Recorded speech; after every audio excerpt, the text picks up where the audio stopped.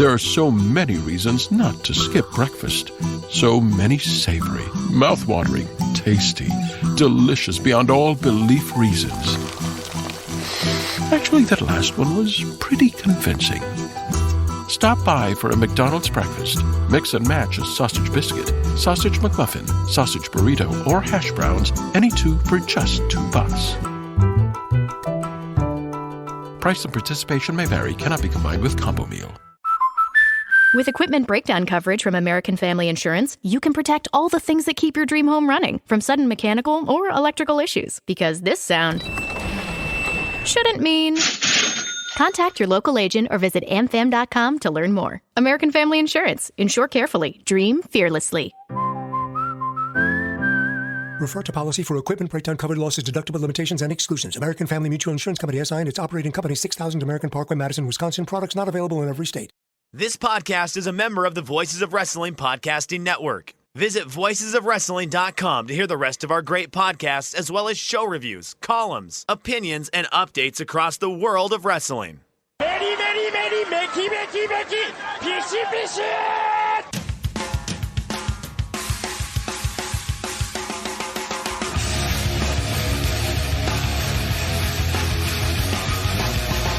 You are listening to the Voices of Wrestling podcast with your hosts, Joe Lanza. X out and go listen to some boring podcast where they're afraid of their own shadow.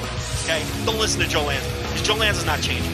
And Rich Craich. I like him. Who delivers this guy in a big spot? Joe, don't yell at me. I like him. In the big spot, who delivers better than this guy? Stop yelling at me. I agree. And we are live here on the Voices of Wrestling Flagship Podcast. I'm Rich Craich, alongside, as always, a non-toxic and pleasant white male, Joe Lanza. Joe, what's happening? Wasn't that what it was? That was most of it. I think I combined two. Did I combine two of them? They were separate, weren't they? It wasn't. I know I wasn't going to do all of them, but it was non-toxic and pleasant, and then I think I added the white male part, because there was another part of your medical record that said something about a white male, if I remember correctly. So. No, it definitely said white male. But was that in the same part as the non-toxic and pleasant?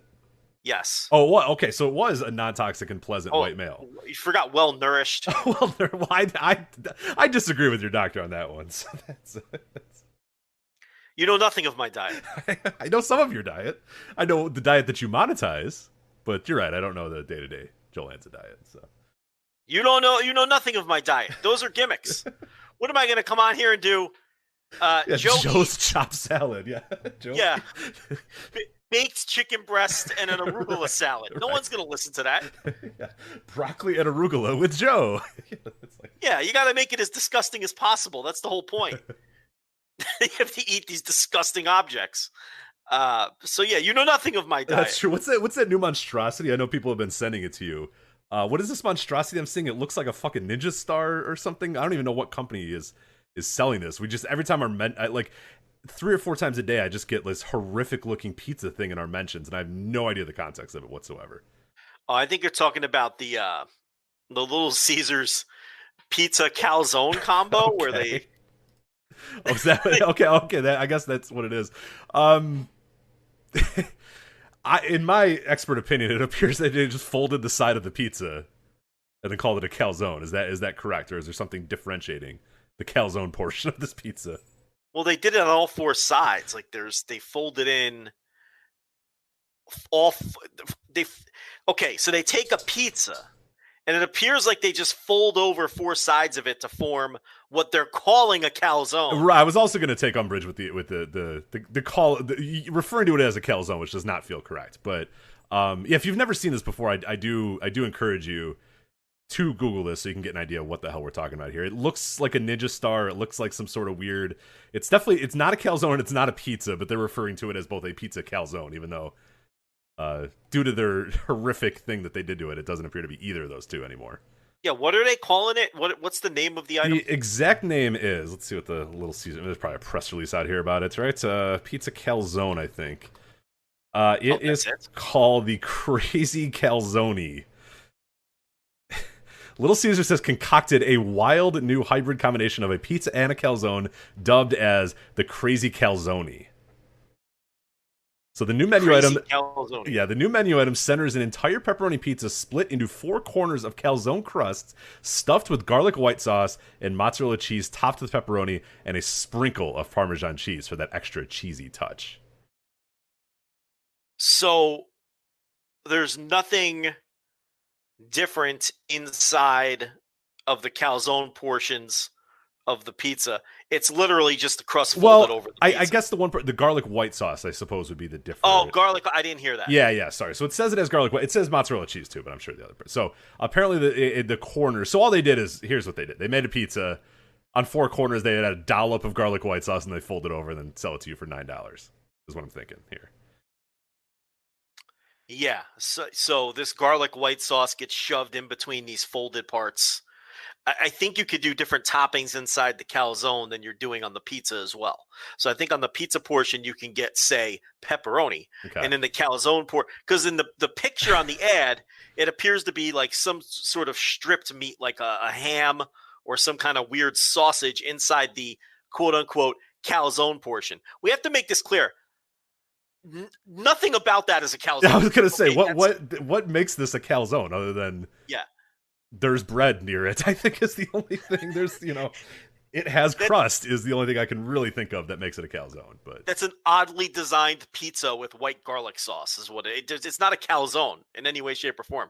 Now, have you seen the pictures of people who have actually ordered this monstrosity? It looks even worse in person. Somehow, it looks even worse in person. So bad. One person sent us one, and it literally looks like, when people will save something and be like, wow, I had this, Big Mac for 8 years, and this is what it looked like after 8 years. And it's like, it's a little weird. It's a little like pale, but it mostly looks kind of okay and kind of normal. Somebody sent us one of those, and that's what it looked like. It looked like you had discovered, like you were moving a couch and you went, oh fuck, like there's a pizza under this couch, and that's what appeared. The crazy calzone was underneath it. It looked absolutely horrific. Like, not even joking aside, like I don't think I would ever take a bite of that thing. It looks that bad. So I got to do this thing, right? Oh, absolutely. Oh, for sure. Yes. I've got to do the crazy calzone and the Jack in the Box mini spicy tacos. Yeah, that is a winner right there. I wish I had a Jack in the Box. Well, we'll see. So. The jury's out. That's true. That's true. We should not say that so far. We don't know. We'll see how it turns out. But yeah, that thing looks atrocious. it looks like nobody has any idea how to fold it properly, and even when it's folded properly, it still looks terrible. Yeah, it just looks like you're getting a lot less pizza, because the one person opened the box and it's like, it's like an 8-inch pizza folded up when it's all done, and you're like, what the fuck is this thing? Like, it's essentially just eating like really messy breadsticks at that point, and just get crazy bread. The crazy bread's fine on itself at Little Caesars, Looks like the Iron Cross on Triple H's tights. Yeah, that's what it looks like. Oh, Triple H has had enough bad news this week. Don't hit him any lower. Yeah, we'll get to that. My guy. Paul, Uncle Paul. How's your territory coming? Those fruit baskets aren't really. It's not coming well, buddy. No. Oh God, it's just hilarious. Wrestling's ridiculous. Wrestling is so ridiculous right now. I love it. Running from the softball press too. I know he won't even go on those media calls are so bad. It's just if you Mike Johnson going, "Hey, Paul, how's it going? Oh, hey, Mike, how you doing, pal?" You know what I mean? Yeah. Like, this week's takeover looks pretty. I mean, Kyle O'Reilly versus Adam Cole has really been a rivalry that's been going on for a while.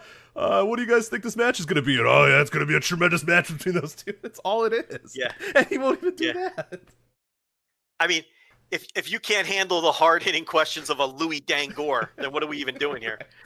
I mean, geez, it just unless it's Sean Ross Sapp or Meltzer, nobody's asking anything that's even approaching tough to answer. I mean, these goofs always ask like, what's your most anticipated match upcoming on this takeover? And then he just gives the fluff answer and he moves on.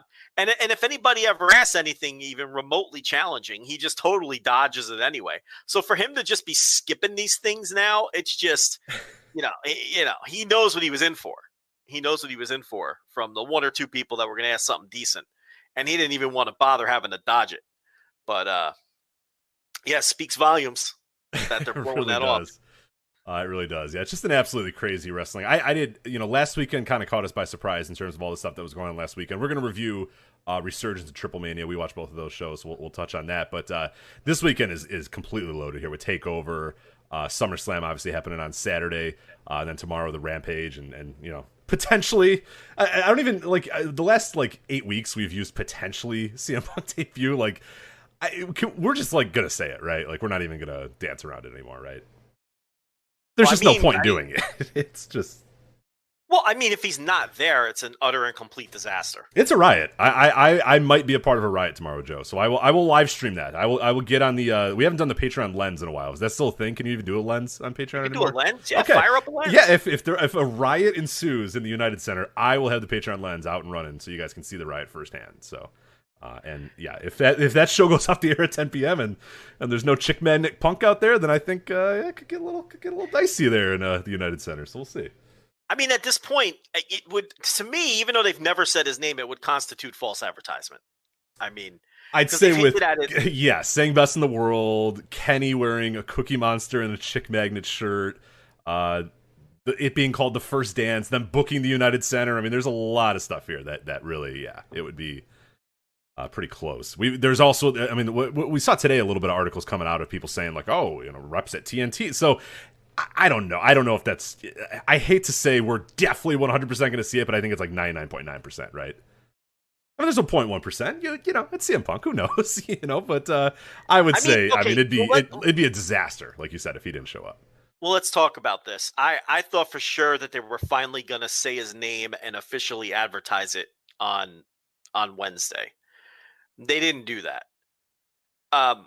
There's no reason not to do that, because even though I think the show is going to do well, and even though they've sold out the building and they keep selling out every additional seat that they open up based on the premise he's going to be there, and even though I think a shitload of people are going to watch the TV anyway, flat out saying he's going to be on the show and then hyping the fuck out of it for 2 days, in theory, would add additional viewers. So then why not do it? So you go through the reasoning. Okay, what are some of the reasons that they might not just flat out say he's going to be there and hype it for 48 hours? To me, the only thing I can come up with is that he's kind of an oddball. Maybe that was part of the deal where he insisted on, okay, I'll do this, I'll sign, but I insist on my debut being in Chicago and not being announced ahead of time. You can be cute about it, you can hint about it, but I don't want my name advertised for the show. Can't you see him being the kind of person who would come up with something bizarre like that just to have some level of control over it? Oh, certainly. Or just to find it fun. Hey, let's see if we can do this. He seems like a guy who very often goes, how can we sort of do something different than we've ever done before? How can we do something that's super counterculture that probably doesn't make any sense, but we're just going to do it anyway because goddamn it, we're just going to do it anyway. And this would be that. I mean, this is the most bizarre debut of a wrestler I can ever recall, where everybody kind of knows. They go so close to the line of just saying it, but they just don't tell you that he's going to be there. And it's bizarre. I mean, in one breath, I understand that you don't need to do it to sell the tickets anymore, because Rampage sold pretty quickly. You didn't have to use him. And we said that, if and I think we said this even 4 or 5 weeks ago, whenever the tickets went on sale, is that if ticket sales came in kind of light and there's, 6,000 tickets sold the first day and they're all kind of floating there, there's no doubt in my mind they would have said, all right, fine, CM Punk's coming to Rampage, buy your tickets now, all right? And then that thing would have sold out in a minute. The fact that it didn't sell out, the fact that it did sell out without them having to say a thing, kind of put the ball in their court of saying, okay, we could do something interesting here. But like you said, now we get to this point where, is there a benefit? Is there a real true benefit to announcing it before the show to try to increase ratings? And I think there's two ways, and there's two ways that I see this, and I'm curious where you land on this. I think, obviously, no doubt in my mind that if you say CM Punk is coming on Rampage, you say, hey, on Friday, we've been hinting towards it, but it's true, CM Punk makes his AEW debut on Rampage tomorrow, the ratings are going to go up for that show. No doubt about it. I also think, though, I mean, ratings are going to be pretty damn good no matter what, because enough people know about it, enough buzz is going on around it. And I think that they're also, and I'm curious if internally they have this idea, or like you said, Punk maybe has this idea, that it might be kind of cool to catch some people by surprise. People that are maybe sleeping on it, people that weren't aware of it, might go, holy shit, what? And that might be enough to make you think, shit, I can't miss Rampage ever. Like, I got to watch the show every single Friday. I got to keep my eye on AEW. I got to know what's going on because I don't know what they're doing next. They surprised debuted CM Punk without advertising it. Like, that's really cool. That's something I need to check out. I don't know. I mean, that seems like maybe a little too much thought going into it, but they're kind of playing with house money here, really. You know, they sold the building out. They're going to do a good rating no matter what. Now it's just a matter of, you know, do we want to get those extra X amount of people to watch because we advertise them, or do we want to cause X amount of people to go, holy shit, whoa, what the hell? Like, CM Punk's back? I didn't even know that. What the hell? What's the show on Friday? Like, I see benefits to both of those. And is that worth punting, I don't know, 100,000 extra? Yeah, I think, honestly, in my heart of hearts, I would say yes. I think that idea that, oh my God, anything can happen on these Fridays. You got to watch this show. It's you know, I think it is worth that. I truly do. And I think the surprise factor is so often that we just don't get surprises like this anymore. And we don't get like a guy like this coming. And even though we all know about it, it's still a huge fucking surprise. You know what I mean? When that music hits or however he comes out, that's going to be a big surprise. And it's going to get a huge pop and it's going to get crazy reactions from everywhere.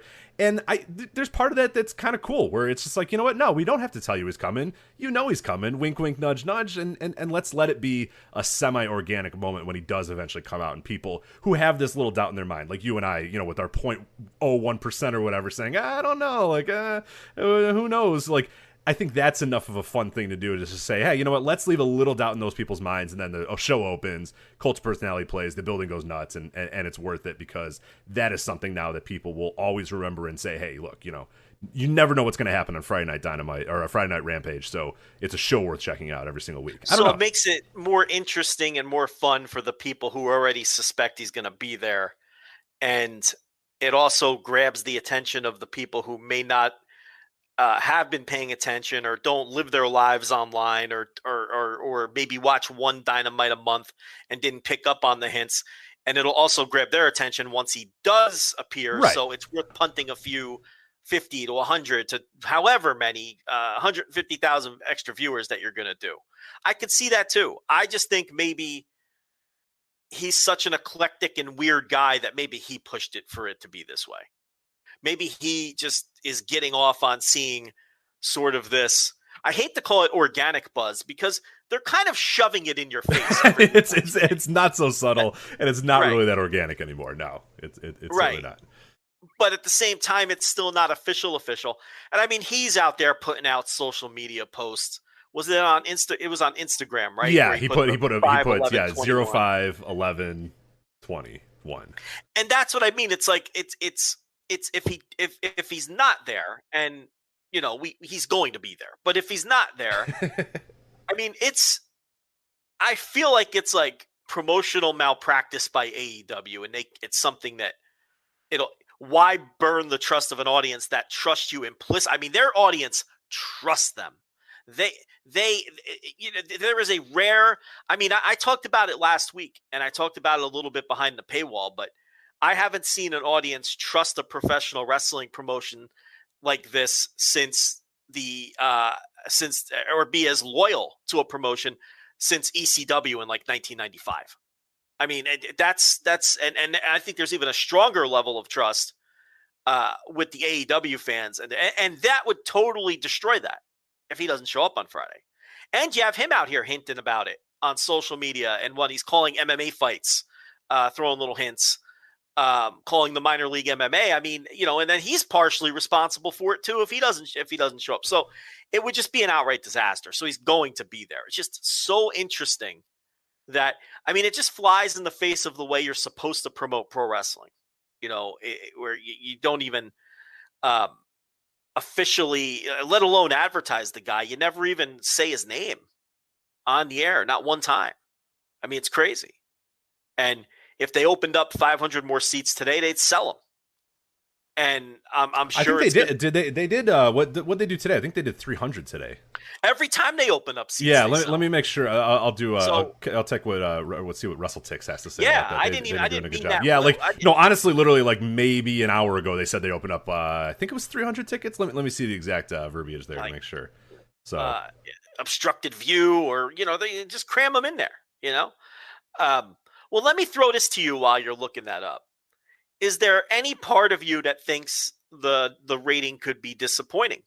Because remember when he popped up on that FS1 whatever that show was called? Yeah, I don't even remember what the Backstage was it called? Backstage? Maybe. I honestly don't even remember what it was called. That's how bad and irrelevant it was. So with the dopey surface level analysis, and I mean, he was the edgiest person on the show, and he barely. I mean, and he didn't even. 300 was the number of additional tickets opened up. That was at 5:45 p.m. So no updates yet if those are sold, but. Well, we're live, less than 2 hours from that point in time. So who knows? But they will sell. But So anyway, he didn't pop massive numbers for that show. I think the first week went up. I could have poor memory on this, but we talked about it at the time. Didn't the first week go up marginally, and then after that, he didn't make any difference whatsoever? Yes, that's exactly. Yeah, it was the first week, and there was I think it was a couple weeks that whenever he was on, it would do pretty well because he wasn't on every single week. Right. But yeah, it was something where like the first week obviously did well, the second time he was on did okay, and then by like the third time it was completely total diminishing returns. Did not matter whatsoever. Now, admittedly, the dynamic is completely different. Okay, because he wasn't coming back to wrestle, and everybody understood that. And once they saw he wasn't going to have these fiery hot takes that were going to burn the building down, nobody cared anymore. So I understand the dynamic is different. And in this case, he's not just coming back to wrestle, but as we've discussed before, this is kind of like the person who started this movement coming home, even though he's never been there before. There's just a symbolism to him coming to AEW, since really, the movement that led to AEW being created began in 2011 with CM Punk. So this is like the big get. This is, this is the guy. So it's a completely different circumstance. I understand that. But is there part of you that thinks he could bust here? Or am I just because I am playing devil's advocate? No, and I don't think you're completely out to lunch there, because if you go back and listen to the shows that we did when he re-debuted at Backstage, that was a pretty interesting period in his life as well, because he had burned a lot of bridges at that point. Obviously, he had done the UFC run, and those those UFC pay-per-views did pretty good. The first one especially did very, very good. Those returns obviously became diminishing as well when people realized, okay, this guy is he's not really fit for this. Like, he really shouldn't be doing this. And then there was all of the issues with Colt Cabana and the lawsuit and all that sort of stuff. And then there was all this stuff where he was calling out Cody Rhodes for texting him. Remember that whole debacle and thing, and there was a lot of good, and we talked about it on that show when he debuted for Backstage, or when he was about to debut for Backstage. We're saying this guy has eroded a lot of the goodwill that he has spent years building up, and there's a lot of fans now who just kind of look at this guy and go, hey, you're just kind of a dork. Like, I don't really care what you say, I don't really give a shit what you think, yada yada, all that sort of stuff. And it was clear to him anytime pro wrestling got brought up, he was pretty down on it and seemed to just not like pro wrestling at all anymore. And just took that Backstage job just to probably pay some bills or do whatever. And that was probably his lowest point in terms of fan interest and all that sort of stuff. So I don't think it's totally unrealistic that a lot of other people have kind of said, like, I don't know. Do I care about this guy that much anymore? But then the buzzometer, we talk about the VOW buzzometer and all that sort of stuff. I mean, I have gotten so many text messages, so many calls, so many emails, so many Facebook messages from friends asking me about this. I have 5 or 6 different people from my work who have not been to wrestling shows in years that are going to this show. I have people coming with me that haven't been to a wrestling show in years. It's just, we look at this show. I mean, this show, pops, big numbers anytime we're talking about CM Punk. I mean, the articles we do about CM Punk are popping numbers or whatever. I think that there is this idea that, yes, he did the Backstage thing and that had diminishing returns. Yes, he did the UFC thing that had diminishing returns. But like you said, this is a more important moment. This is a guy finally re-embracing wrestling, re-embracing the movement that he started, and that maybe that goodwill that he had eroded over the past few years, people have kind of forgotten about that and just said, fuck it. This is awesome. CM Punk's coming back. I can't wait to see what happens. So I'm with you that I don't think it's completely unrealistic that it disappoints. I just wouldn't bet on it. I really, truly do think that this is going to be a huge, huge moment. How about if I told you Money in the Bank 2011, which felt like it had the same palpable buzz that this has, and felt like it was going to be enormous, 9% increase year over year. Yeah. So it did better. Yeah. But I think everyone was disappointed when the final, and that was the pay-per-view era, pre-network. But I think everyone would agree that it was a disappointing outcome when the pay-per-view buys were tallied up, even though it did show some growth. So do we overrate this guy in general in terms of, does the buzz kind of outweigh the reality when it comes to CM Punk? Again, playing devil's advocate, but there's evidence out there that, you know, these big CM Punk moments haven't drawn the way that people maybe think that they did. Right. But again, I fall on the side of the circumstances here are different. And I think people badly want to see him in this environment, and they want to see him back in a ring wrestling. And there's also the unknown of what's going to occur on Friday. But I just think it's interesting to throw out the counterpoints. So, you know, well, let me ask you this. What would be disappointing? So what did last week's Rampage do off the top? Do you remember off the top of your head? I can try to grab it if need be. I will pull up because Brandon Thurston had a prediction, so I'll give you his prediction too. Yeah. While you're pulling, he's a smart guy. He's a smart guy. 740,000 was the Rampage viewers. last week, and the demo was 0.3. Let me see. It is loading very poorly here. 1 sec. Sorry, as I'm muting. This is terrible audio. I'm sorry. These idiots don't even have the. I clicked the wrong link. These almost positive it's 0.3. Dummies don't even have the demo in here. But yes, go with that. What site is that doesn't have the demo? The rap. Tony Maglio. I know. Not have the demo. All right, so 0.31 in the demo. Yeah. Thank you. Cage side seats. They kind of stink too, but that's all right. They had it. They got me this time, so good for them.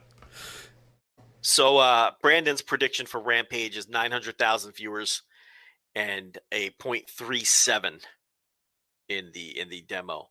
That would be monstrous for Friday at 10 p.m. But these are the expectations. This is the buzz. Sure. Yeah. People are feeling for this. I'd say a million is probably too ambitious. Would a million be popping corks? Yeah.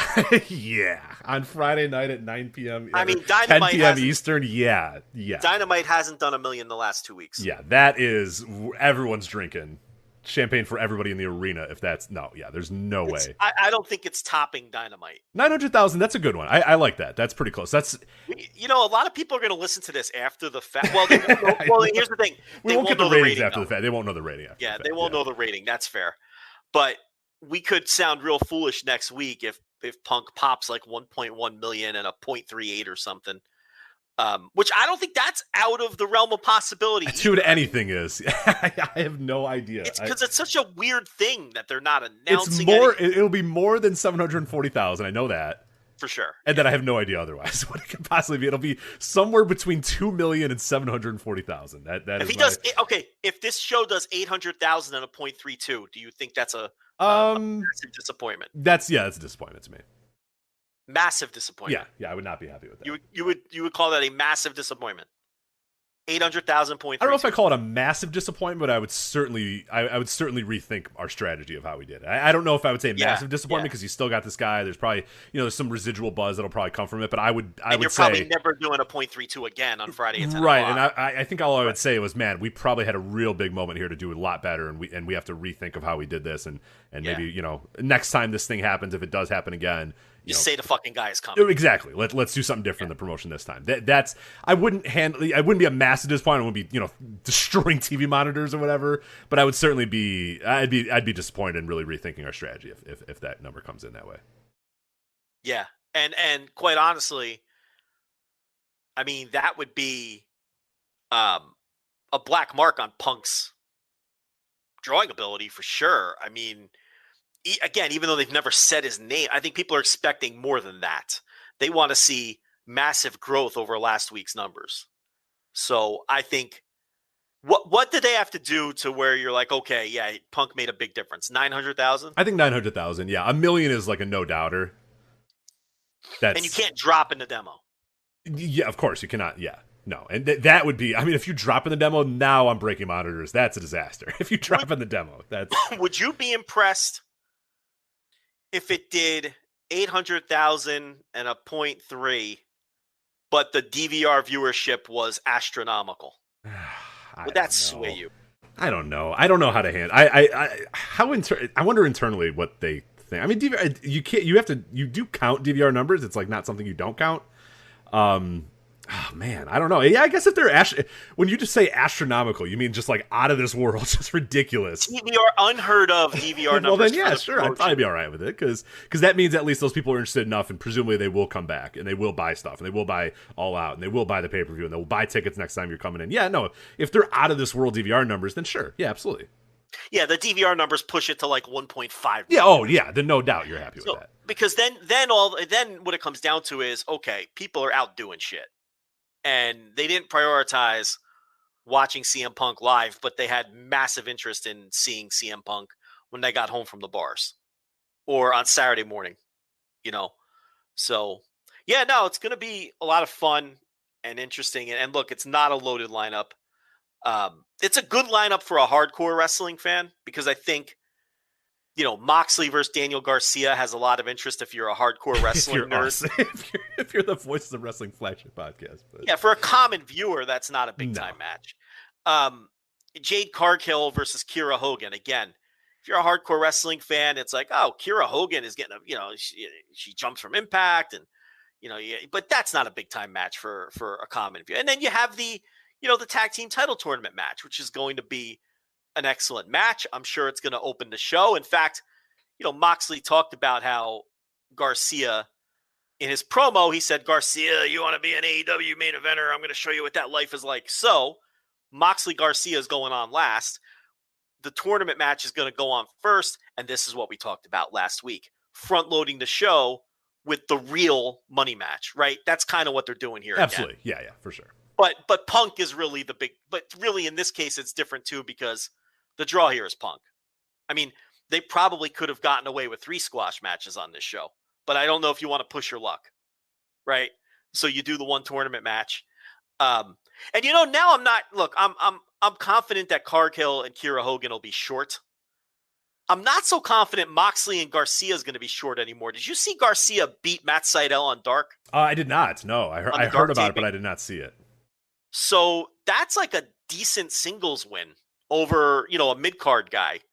And that's kind of above the level that Garcia has been pushed to this point, because I think his only win was over Fuego del Sol. And then obviously he has a bunch of losses with 2.0.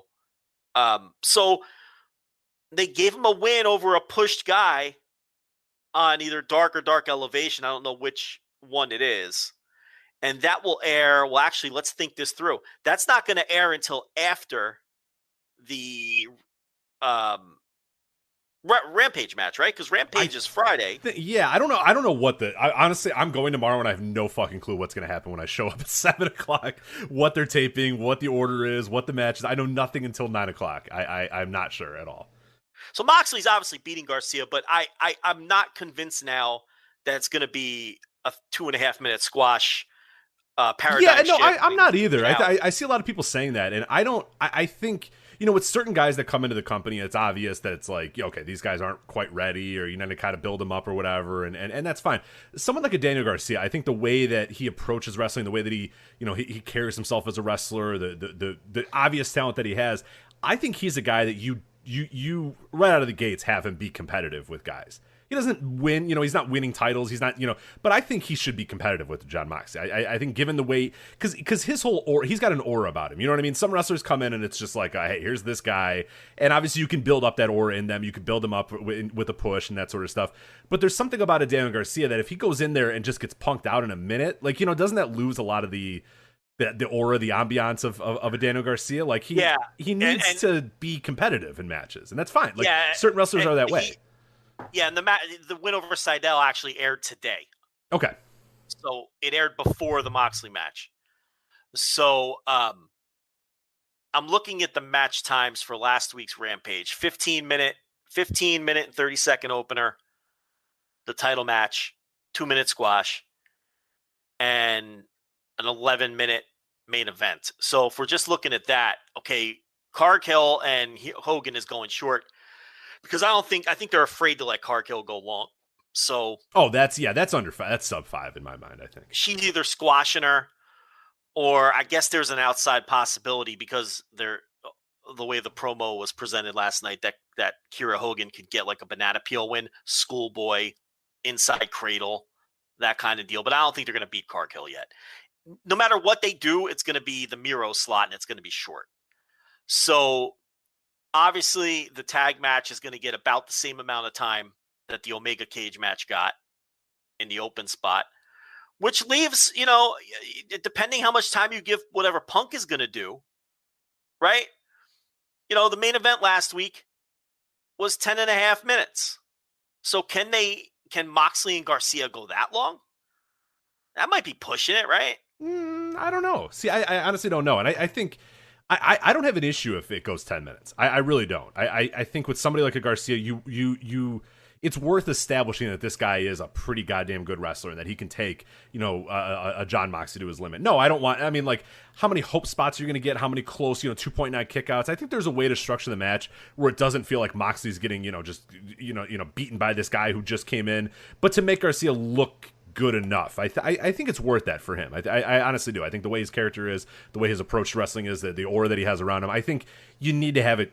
To me, I would do a 10-minute match, and I think you can do that and structure that in a way that it doesn't seem like Moxley is clinging for life, but it appears that Garcia is at least challenging him a little bit, or at least brought a lot to the table, or maybe more to the table than Moxley brought. That Moxley thought, and I think in the promos that you've seen, Moxley is kind of, hey, you're a new kid, or this new guy, you want to know about the main event life. So to me, that strikes me as the perfect setup for this guy is a lot better than I thought he would be.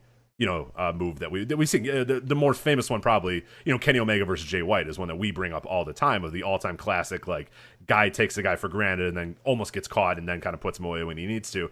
I think you can obviously do that with Garcia and Moxley and get away with it for 10 minutes. All right, but if Punk shows up and sets up a match with Darby for All Out, the rest of this show can fucking stink and it doesn't matter. Oh yeah, right? Who cares? Yeah, it doesn't matter. Yeah, then. Yeah, and that's I've had some people say, well, this card looks kind of weak, and I said, like, literally, like, half the show is going to be Punk. No doubt. Like, at least 20 minutes, probably, right? He's not coming out waving to the crowd going, I'm here, and then dropping the mic and then leaving.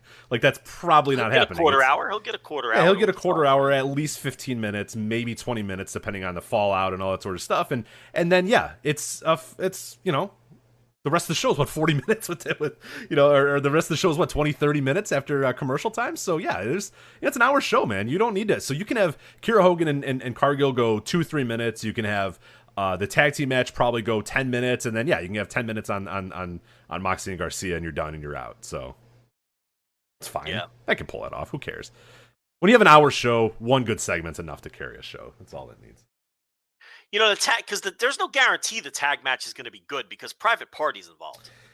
I was gonna say, yeah, they. I don't have the utmost confidence in them anymore. I mean, obviously, Jungle Boy and Luchasaurus, I think, are tremendous, and the match of the Bucks this week, I thought was just out of this world. Yeah, but that's good, the Bucks. Right, exactly, right, and that's my point. Is that, like, do I have the same faith that Private Party is going to go and have a similar match? Joe, I do not. I definitely do not. I think you and I can get in the ring with the Bucks and have a 2.25 star match. Absolutely.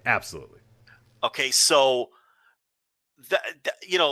I don't know that Jurassic Express is equipped to carry Private Party. You know what I mean? But look, if they just go out there and just do a collection of spots and hit the spots, I think it'll be fine because the crowd's going to be amped up.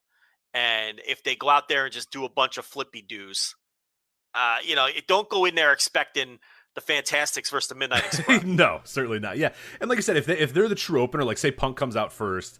And then these guys go, they literally, they need 6 minutes, and it's just do all your high spots, guys. The crowd's going to be going nuts. Just boom, boom, boom, boom, boom, and then get out of there. Like, well, do you think you open with Punk? Or do you think I think you have to. I think you would have to. I think if you don't open with Punk, you set yourself up for a lot of CM Punk chants, a lot of distracted fans, a lot of annoyed fans. I think right out of the gates you go Punk. We talked about it last week. I think with the Rampage, the key is that first segment, that first hour, all that sort of stuff. Yeah, no, I agree. I also do think, though, that the AEW audience, again, they have that trust with the promotion. I don't think the AEW audience would shit on a Jurassic Express match. I think they'd behave themselves. Yeah, I could sense the impatient. uneasiness. Yeah, I could sense an impatient uneasiness if the match goes, 6 minutes and there's a kick on. It's like, all right, let's go. Let's get to the fireworks factory. Let's go. Would they chant through Jade Cargill? I think they would. Oh, absolutely. Yeah, though the girls would get swallowed up, unfortunately. Yes, you got to do it before you put the women out there. Especially since that is a chance to be bad.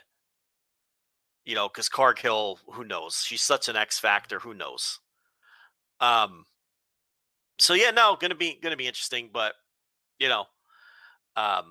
half the people will hear this after it's already occurred. So those are always dangerous segments for us because they really are. Yeah, they could really come back to bite us. But hey, you know what? You should be listening live. You should be on the $10 tier.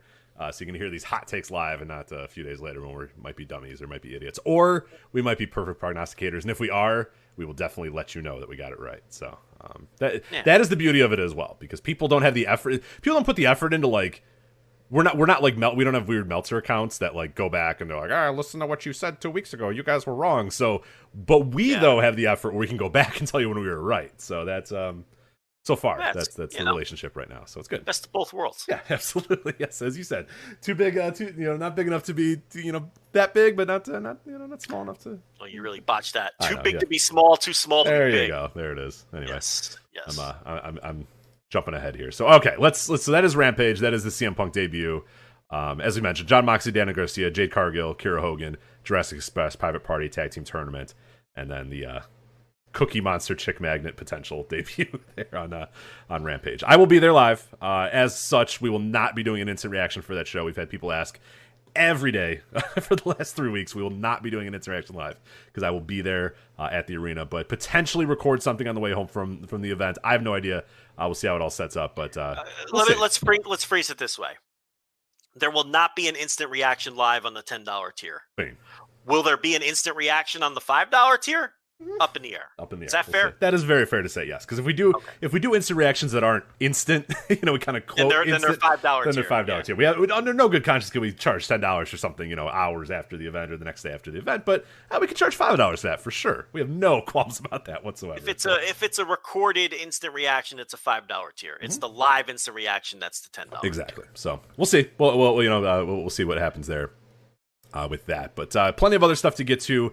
And I guess I should. Oh, sorry. Go ahead. I guess I should. People keep asking if I'm going to review Rampage on a week out basis once the show settles in. I still don't know. I have to take a look at my schedule. It's tricky with the Friday night airing. The ratings don't come in until like Tuesday. You don't get you know what I mean? So if I do it, if I wait around for the ratings, it's gonna be almost time for Dynamite again. If I don't wait for the ratings, that's a big component that a lot of people like as part of the reviews. So I really don't know how I'm going to do Rampage or whether I'm going to do it at all. So it's still up in the air. We'll see. Yeah, that's an interesting point because the ratings, I think, are so important to the analysis that we do. You can get surface level. Here's what happened on the show. Here's my review of what happened on the show. You can get that from 1,000 different places. You know what I mean? What makes, I think, what you do on the Thursday tier review special is the level of analysis and the combination of the business analysis with it as well, which I think is so important to making that show what it is. And yeah, it wouldn't be as fun if there was just a random 25-minute Rampage recap every single Friday. I don't know. I'm sure you could pull it off, but no, we'll see what ends up happening with that. But plus, I want to see when MLW starts back up and what date are going to air, and there's a lot of moving parts and things going on. So, unfortunately, no, I still don't have a definitive answer on that. There you go. So, we have other stuff to get to in the wrestling world, but before we do that, Joe, I do want to let you know that this episode of the Voices of Wrestling Flagship Podcast is sponsored by our friends at Keeps. And we've talked about Keeps a few times here on the show, but as guys, so much of our identity is wrapped up in our hair, from how it feels after getting a fresh cut to the way it's perfectly styled before we go out. And that's why when we get into our 20s and in our 30s and we start noticing that first sign of hair loss, it starts feeling like panic time. And let's face it, no guy is ever ready to go bald. Thankfully, there is Keeps, the simple and easy way to keep your hair. 2 out of 3 guys will experience some form of male pattern baldness by the time they are 35, and the best way to prevent that hair loss is to do something about it while you still have hair left. And now you know, in the past you used to have to go to the doctor's office for your hair loss prescriptions, or we always talk about hitting the stupid button at the pharmacy and having a dopey guy with the keys come over and open it up for you. Now, thanks to Keeps, though, you can visit a doctor online and get hair loss medication delivered right to your home. They make it easy and deliver your medication every 3 months, so you can say goodbye to the pharmacy checkout lines, the dork with the keys, and the awkward doctor visits. All that stuff is done. Keeps offers generic versions of the only 2 FDA-approved hair loss products out there. You may have tried them before, but probably not for the price that Keeps is going to give for you. And as we said, prevention is key. Keeps treatments typically take between 4 and 6 months to see results, so it's important to act fast. The sooner you start using Keeps, the more hair you will save. And find out why Keeps has more 5-star reviews than any of its competitors, and more than 100,000 men trust Keeps for their hair loss prevention medication. Keeps treatments start at just $10 per month, plus for a limited time only, you can get your first month for free. So we can do that again. First month for free. The way to do that, keeps.com/VOW to receive your first month of treatment for free. That's KEEPS.com/VOW. Again, that's keeps.com/VOW to get your first month of Keeps for free. Joe, it is the biggest party of the summer this Saturday. I know you're having people over. It's a party. SummerSlam. It's so bad. I'm not even watching. I don't know if I'm watching it. Wow, you're a preemptive burial. Oh my god, it's There's things to look forward to here. I mean, they'll be in front of a crowd at WWE, as we saw from WrestleMania. A huge crowd. Yeah, huge crowd in lovely Las Vegas at the Allegiant Stadium, or whatever the fuck it's called. That'll definitely increase everything.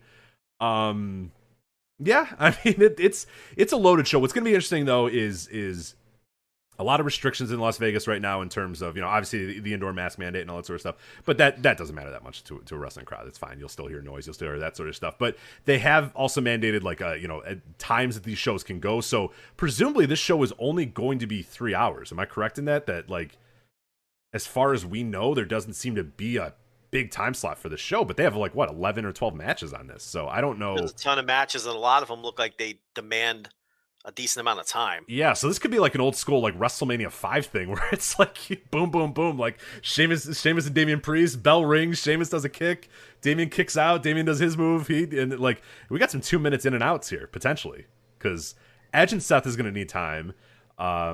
Presumably Lashley and Goldberg, I guess, would probably go short, so that doesn't need a ton of time. Reigns and Cena, I would imagine, need some time. And you know, Bianca and Sasha need some time. So that's 3 matches right there that definitely need time. And that's not, you know, there's a bunch of other stuff going on in the show that I just cannot imagine are in and out in 5 minutes. But I think they're going to have to be, unless they really time the show out well and really move the entrances up. And that's going to be tough. I mean, depending on how the arena's set up, you know, WWE, they really milk those entrances for all they're worth. Everybody has to do all their moves, and the graphic has to come up, and the dog has to come up for Roman. You know what I mean? Like all those things have to happen, and that's what takes up a ton of time on these shows. So I don't know. Maybe they just move along a lot of this, you know, standing in the ring now at this time, Jinder Mahal type things. I don't know. I'm not sure. I'd be fine with a 3-hour show. Oh, it's fuck yeah, great for me. I don't care. Yeah, how long does Drew McIntyre and Jinder Mahal really need to go? Do we need 11 minutes of that? No. I mean, that'd be more than fine by me for a 3-hour show. I think you can do all of these matches in 3 hours. But yeah, you know, you can't. How many matches? There's 1, 2, 3, 4, 5, 9. There's 10 matches. Are they all on the show, though, or any of these on the pre-show? As far as I know, we don't know yet, but I'd imagine that when they time everything out and they get there on Saturday, they're... Okay, here's the thing. What are we doing here? Why can't they do a pay-per-view in 3 hours? Exactly. I agree. I'm with you. Yeah.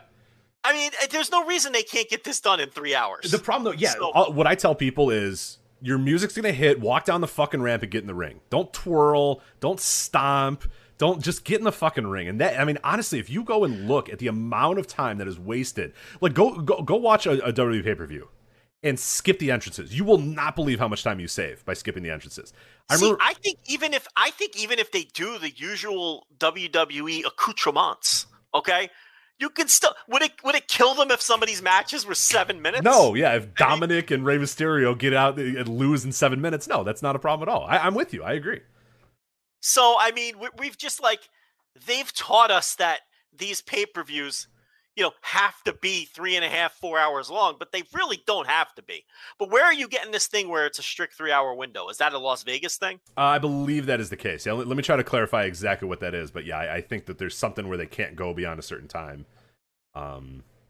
My fully vaccinated brother and sister-in-law went to a concert in that building and came back with COVID. Oh, so there you go. Wow. Yeah.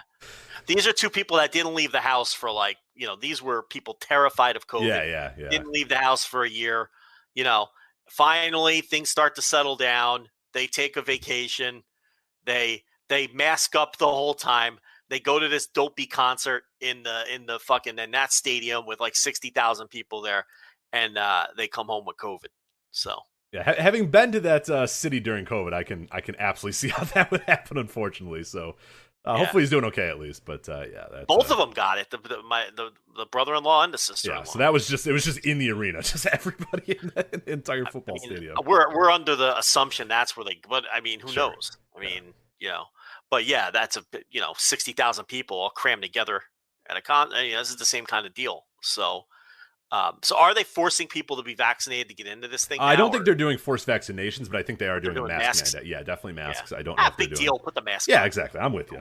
I'll be wearing a mask at Rampage because we have to too. So who cares? Yeah, just put the fucking mask on. There it is. There's Joe. Yeah, put the fucking mask on. Should sell that. We should.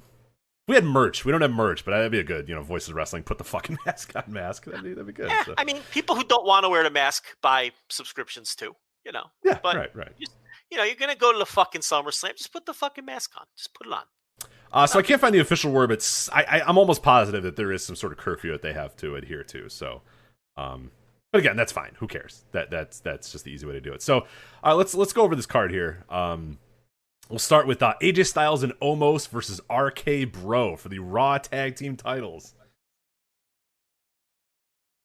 Listen, I hate RK Bro. I think it's off-putting to the point where it's channel-changing material for me. I find the Riddle character to just be right up there, probably right now, top 5 most annoying channel-changing acts in all of pro wrestling. But there's no denying that to the WWE fan base, this shit is over. So, more power to it then. But as far as predicting a winner, with traditional pro wrestling booking, RK Bro should win. Don't do that. Don't do this to yourself. But yeah, this is WWE. I'm not asking for a prediction. I'm asking for analysis on the matches and moving on. That's my analysis. Yeah. RK Bro is over with the WWE right. audience, and I understand why they continue to push that act and present Riddle the way they present him. I find Riddle's childlike character to be just a total eye roll. And I don't know. I almost respect you less if you find it amusing. It's just no, really, I do. Yeah, no, I truly do. Yeah, because I watched a little bit of Raw a couple weeks ago, and it was the episode where I think Omos came and broke his scooter. And he was inconsolable about the scooter, and I'm like, just buy another scooter. He's gone from they cost $30. Here's the thing with Riddle. He's gone from a bad caricature of a stoner to now he's presented as childlike. Right. He's literally Bart Simpson. Yeah. For some reason. Now he's just a complete buffoon. He's an idiot. He's presented as a dumb child. Whereas before he was presented as a bad version of a stoner, which was somewhat more tolerable.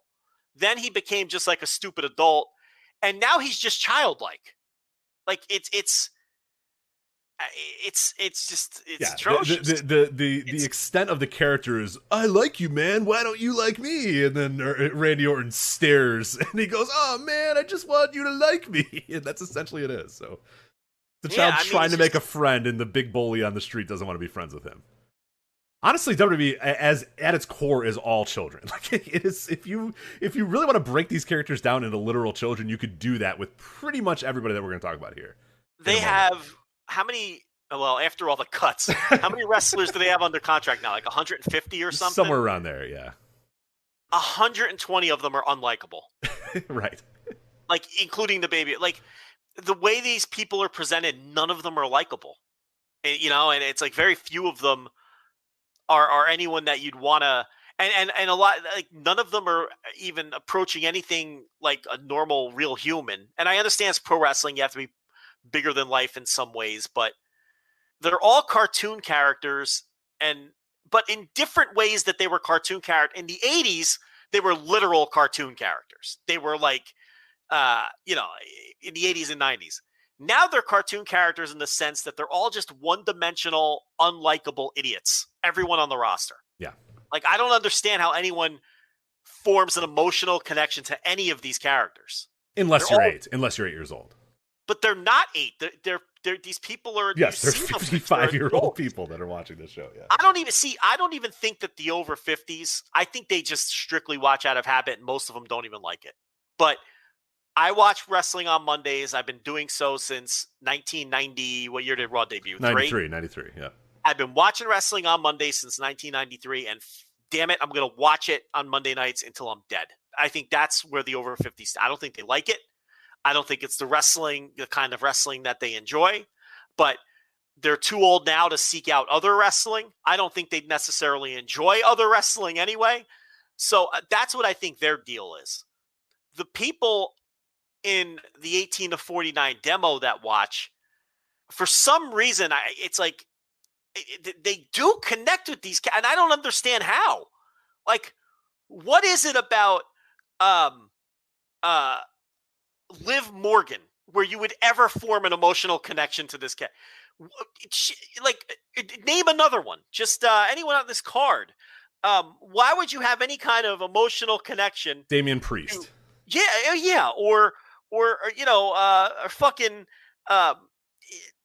Rhea Ripley, or anyone on this rod. Like, it's just they're one note characters with no depth whatsoever. Yeah, they're these subhuman, just sterile one note characters, like you said. They're just... The Miz, John Morrison. The Miz has been doing the same routine for 10 years. So yeah, I don't think it's, I don't, what are we doing? Let's just get this over with. I can't even, let's get this next match over with. Yeah, I was going to say, well, let's definitely get things back on track here with Alexa Bliss versus Eva Marie, which is, they have to turn down this is one of those things, and you tweeted about this on Monday, where in any other era of wrestling, when something wasn't working, eventually they would decide, okay, this isn't working. We just have to move on. We just have to do something else. They have not done that with this Alexa. They will not deviate from this at all. They are convinced that this is good shit and this needs to be on their television, and it is dying a death. And I cannot wait to see or hear what this arena sounds like and what buttons are going to be pressed in the back to try to make this thing salvageable. Alexa Bliss versus Eva Marie on fucking SummerSlam. Jesus Christ. Yeah, it's not over. None of it's over. They're heavily piping in noise every Monday night for these segments. It's beyond bad. I mean, we don't have to. It's putrid, with the doll and everything. I don't even think we have to belabor it. No. I can't even figure out a way to be funny anymore. It's just, it's irredeemably awful. It's part of the Fiend-verse, which means it's the worst shit that's ever been done in pro wrestling. And the worst part is it's not over, but they just plow forward. There was an era in pro wrestling where if something wasn't getting over with the fans and wasn't connecting, they would drop it. Or rework it or something. Even if they didn't outright drop it, say, okay, look, guys, this is not working, so we got to change this. We got to change. They are just fucking plowing ahead. You used to say with Roman Reigns, like the Reigns train. The Reigns train. It's just going to pummel anything in its way and just destroy everything in its way. And we get this with this Alexa Bliss thing. They are just not going to deviate from the story whatsoever. No, they're just going to keep on with this, and they're going to tell their story. Stay fair. Foul ball. And it's a Thursday night Reds game, so I'm multitasking. Yeah, no problem. But hey, listen, that's a rare Thursday night game for the Reds, I would say, right? Thursday, it's like a getaway day for most teams. Baseball, it's typically either a day off or you play a day game a lot of the time. Yeah, so every now and then, maybe 2 times a month, there's a Thursday night game. But Yeah, but now we're gonna see this through. We're gonna tell this story, and Vince McMahon wasn't always this way. I mean, if something wasn't working, it would change. You know, it's like, you know, Lex Luger didn't get over the way they thought he would, so they pivoted to Bret Hart. I mean, you know, but that's not the way it is anymore. You know, crowds have not connected with this at all. I mean, they're usually just staring in disbelief or maybe laughing at it, or it's not getting the desired reactions. But here we are. Not only do they plow forward with it, they're giving it a prominent spot on the pay-per-view. You know, it's going to be more mystical, magical bullshit. I mean, there's a small portion of the audience that does like this stuff. And I say small because it hasn't gotten over in front of any of the live crowds. So there is a vocal portion. Is that fair? There's a vocal portion of the audience who really does like this Fiendverse stuff. But, you know, for everybody else, they just either think it's embarrassingly bad, super cringe, or just dumb. Yeah, and the Eva Marie thing is just laughable too. I mean, just the idea that people were tricking themselves. No purpose. Yeah, I mean, the character originally, the one that quote unquote got over when people said it got over, was just that she was so bad in the ring that they just had her find ways to not wrestle. Remember that? It was like 2 months of her finding ways to not wrestle. Her top fell off one time, or she would make up injuries or whatever, and everyone said, "Ha, that's great heat." And it was like, okay, but what's the payoff? What's the end game? And the end game was she just left wrestling and went into acting. I don't understand bringing her back. Like, what purpose does she? Yeah, and that's what I was gonna say. So now she goes into acting, and then she decides she doesn't want to be in acting anymore. She has decided that, hey, acting is not for me anymore. Yeah. When you don't get any roles, right? I'm so busy, but I really just want to get back into the wrestling ring. So she joins. You know, they bring her back, and it's the same character. She just never wrestles, never wants to wrestle. She's a bully, I think. I don't know what we're supposed to think or what we're supposed to care about. Like you said, that's going to be a constant theme throughout the show and a constant thing in WWE. Why do I care about Doudrop? Why do I care about Eva Marie? Why do I care about Alexa? Why would I care about any of these people? Well, you're waiting for Doudrop to turn on her. But in another era where it was obvious that none of this was working, I can't believe we're analyzing an angle involving involving a voodoo doll. A voodoo doll and Doudrop. A living doll. We're analyzing this. So in another era, they would have the joke's on us. In another era, they would have realized that none of this is working and just rushed the split. And Doudrop would have turned on her on a B show, and the feud would have been dropped. And then whatever they're going to do with Doudrop, they're going to do with Doudrop.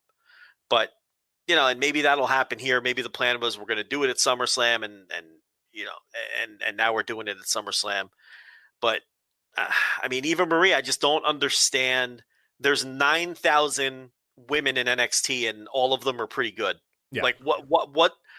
Why bring back Eva Marie? What does she bring to the table? Well, like people will say, and we have somebody in our chat room said, "Well, she's hot." They have plenty of hot. They have plenty of hot people. Mandy Rose is very hot. You can't find her with a fucking search party right now. You know what I mean? Hot women who aren't utterly useless. Right. That's what I mean. There's some people that are a combination of pretty hot and also kind of good, so you could just do that. I mean, that, you know, like, if that's the barometer, is she is hot, like, they're okay in that department. So take all of the women in WWE who are hot, objectively hot by fucking pop culture standards, and put them in a bucket.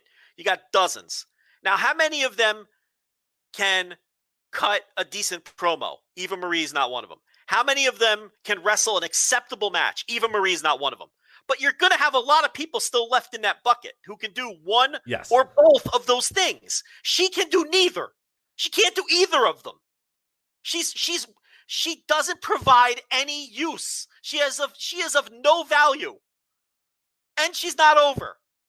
She's not over. She can't promo. She's so bad in the ring that, as Rich demonstrated, they're afraid to put her in They don't even let her wrestle. Okay? That's why the Doudrop character exists, is to be the cover for her not wrestling. So if you're not over and you can't promo, and they're afraid to let you wrestle, and there's plenty of other hot women on the roster. She's not that hot. Let's be honest. You know what I mean? If there's and she's an attractive woman, no doubt. They have attractive women that can all handle all that other stuff as well. So yeah, then what the fuck is the use at that point? I mean, you know, there's not a market inefficiency on fucking hot women in that company. I mean, she's no Sophia Loren. Let's pump the brakes.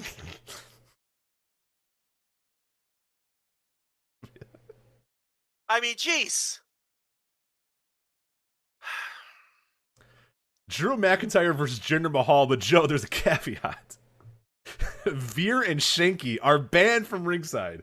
Joe, I now ask you, what is the % chance that Veer and Shanky come out and interfere in this match? Like she's Audrey Hepburn or something with her dumb red hair. Like she's easily replaceable even on that level. She's an attractive woman, don't get me wrong. There's plenty of them there, though. God's sakes. Now, what'd you ask me? I asked you, all right, so Drew McIntyre versus Jinder Mahal. But, Joe, the caveat is Veer and Shanky are banned from ringside. So I asked you a question. What is the % chance that Veer and Shanky still interfere in this match? Listen. Is it 100 or is it 1,000%? I want Shanky on my SummerSlam. Okay? I think you're going to get Shanky. I hope you are. I demand it. I demand some Shanky as well, yeah. Yeah, no, they're getting involved in this match. I mean, they're fighting over a fucking sword and a motorcycle. That's what this feud is based on.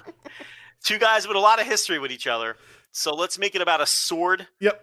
They were in a stable together for years and years and years, and Drew McIntyre left the stable and went on to bigger and better things, and Jinder's been, kind of struggling to get back on top. So yeah, let's have swords. Yeah. Custom motorcycles and the vehicle stuff, man. It's so weird.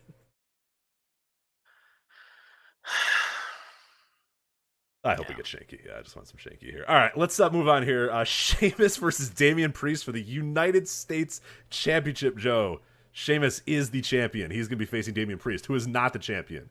Does Damien Priest leave SummerSlam as the champion, Joe? As he called him fella, in a promo. Yes, I haven't watched in weeks, but yes, he has. Yes, he has. Yeah. I don't know. Who the fuck knows? Okay. SmackDown Women's Championship. There was unforeseen circumstances with both these women, but the unforeseen circumstances have apparently cleared up because Bianca Belair will face Sasha Banks at SummerSlam to defend the SmackDown Women's title. All right. Good match. Should be a good match. Nice little match. I mean, I think we're further enough removed from it where I could be honest. I think the WrestleMania match was a little overrated. Rich. Very good match. It's in my notebook. But match of the year, a lot of people throwing it. No, it wasn't even close to a match of the year. It was a nice little 4-star match they had at WrestleMania.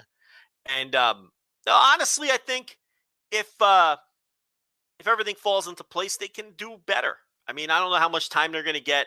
Like we just talked about, they got a million matches here to squeeze into a potentially 3-hour window. So who knows?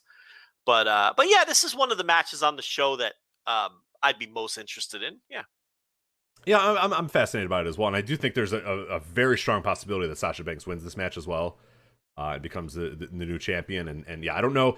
I mean, the Belair thing, we talked about at the time, like, yeah, she's really, really good, but people were anointing her as the next superstar that's going to lead this company into a new boom period, and we told people to pump the brakes a little bit on that, and I think we've definitely seen over the last 4 or 5 months that we were probably on the right side of history. Not that there's no reason not to get behind Belair because she has everything you really need, but it's just this company. We told them, arm's length with this company and with pushes with this company. So I don't know. It'll be very interesting to see. Bianca Belair does not feel like a hot champion. No, definitely. I mean, when you compare what she was that night after WrestleMania to what she is now, I mean, it's that one right. Yeah, it's ice cold. It's absolutely ice cold from there. But and they tried to put her on SmackDown at that concert. What was the? Rolling Loud. They tried to put her on Rolling Loud, and they put the Carmella match on Rolling Loud, and I think that was a good idea because they thought maybe she'd connect with some, the younger clientele of that festival, Rich. But nobody cared. That Rolling Loud was an embarrassment. Oh my God, that was like the most obvious, like. You are so just nobody gives a shit about your product whatsoever. Yeah, you have nothing, and people lie to themselves. Oh, this is a huge opportunity for WWE to. Well, that's not incorrect. No, it is, but you also need those fans not to think you're the drizzling shits and think you're boring as fuck. And that all that happened is they came out there and people looked at what the fuck is this shit? Get the shit off my, get out of here. Let's go. I want little Uzi Vert to come back on or whatever. Whoever was on that concert, but. Yeah, it was pretty embarrassing, but it'll be an interesting match. But like you said, the issue with a lot of these matches is I this is probably going to be 9 minutes. You know what I mean? Like, and you can still have really good matches in 9 minutes, but I think a lot of stuff is going to be rushed on the show. And I think this one, it feels like one that might be a victim of circumstance where it needs a pretty decent amount of time, but might not get that decent amount of time. So it'll be interesting to see what happens there. Edge versus Seth Rollins. This is a match that I'm sure will get a lot of time. I have zero interest in this whatsoever. I'm sure there is a segment of fans that are interested in this, but it ain't me. That's all I can tell you there. So, what match are we talking about now? This is Edge versus Seth Rollins. Oh God, yeah.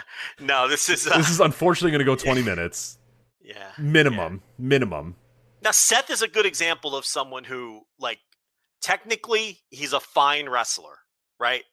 How can anyone give a fuck about Seth Rollins? I know. Like, so I went back and watched. I was for the SummerSlam Scramble on Patreon.com/Voices of Wrestling. I was going back and watching the 2015 SummerSlam with Seth Rollins when he was a part of the Authority, and it's like amazing. He comes out and the crowds just loves him, and they're yelling, and he cuts these good promos, and I'm like, oh, right. He was like. He was over for a while, and like people were interested in him for a while, but now it's like jump forward to 2021, and dude, who could possibly give a fuck about this guy? Yeah, no, Seth Rollins is he's just impossible to care about, and this is another gimmick where it's so off-putting. It gets, at least for me, the wrong kind of heat. Yeah,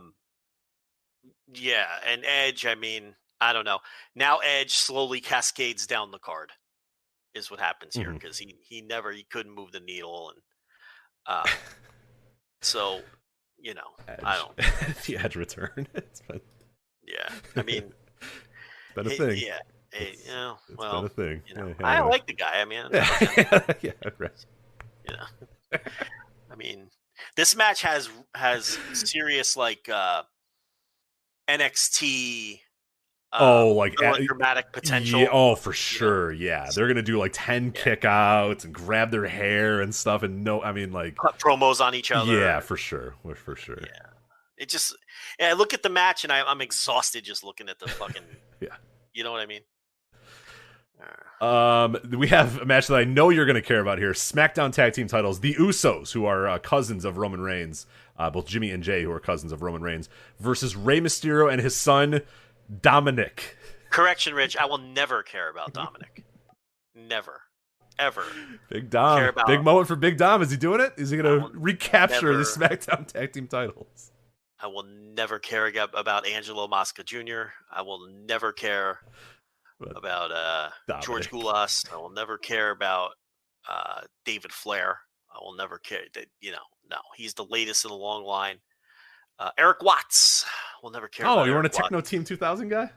And no, can't say I was. Whatever happened to Chad Fortune? Yeah, I know. Everybody always talks about Eric Watts, but nobody talks shit about Chad Fortune ever. So yeah, I don't know. He just. Actually, I have a fun story. Let me just make sure. You don't have a Chad Fortune story. I do. Yes. Oh, my boss. Yeah, my boss knows. Nobody has a Chad Fortune. No, my boss knows him. Yeah, for sure. He knows Chad Fortune. When I first started, and he found out that I did a wrestling site.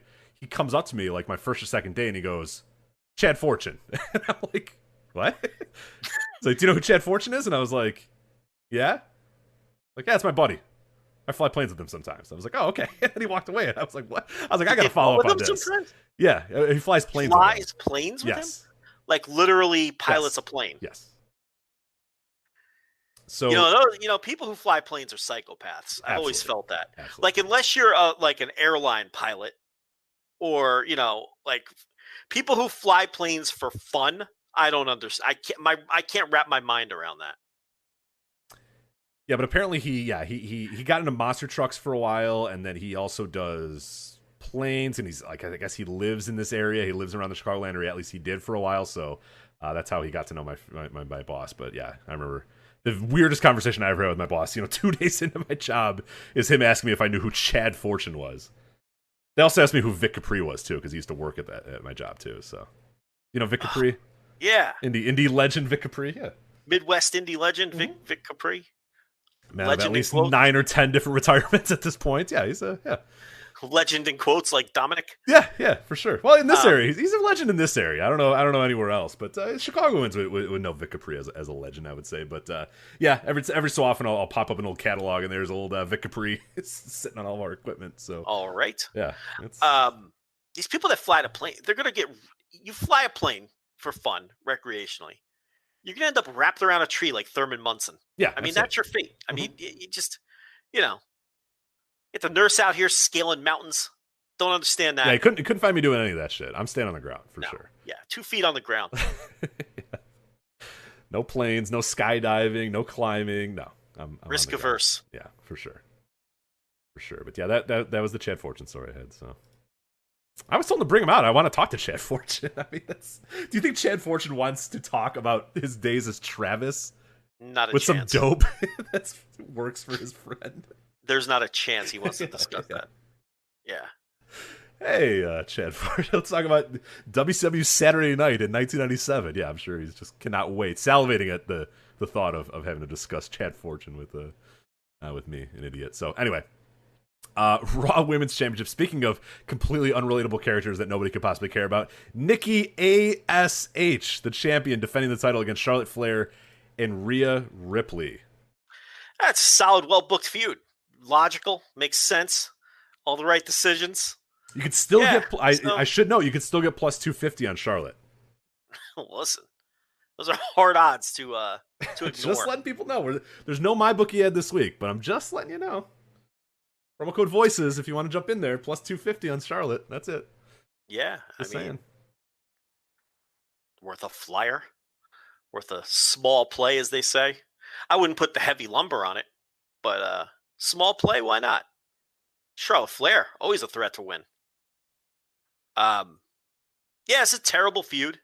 Nikki's a terrible character that is getting tremendous boos everywhere she goes, which is great. It stinks. It all just stinks. Yeah. And she's trying really hard. And it's such a stupid character. When in wrestling history has this person tries hard? Nobody wants to watch that. Nobody cares. What you watch for?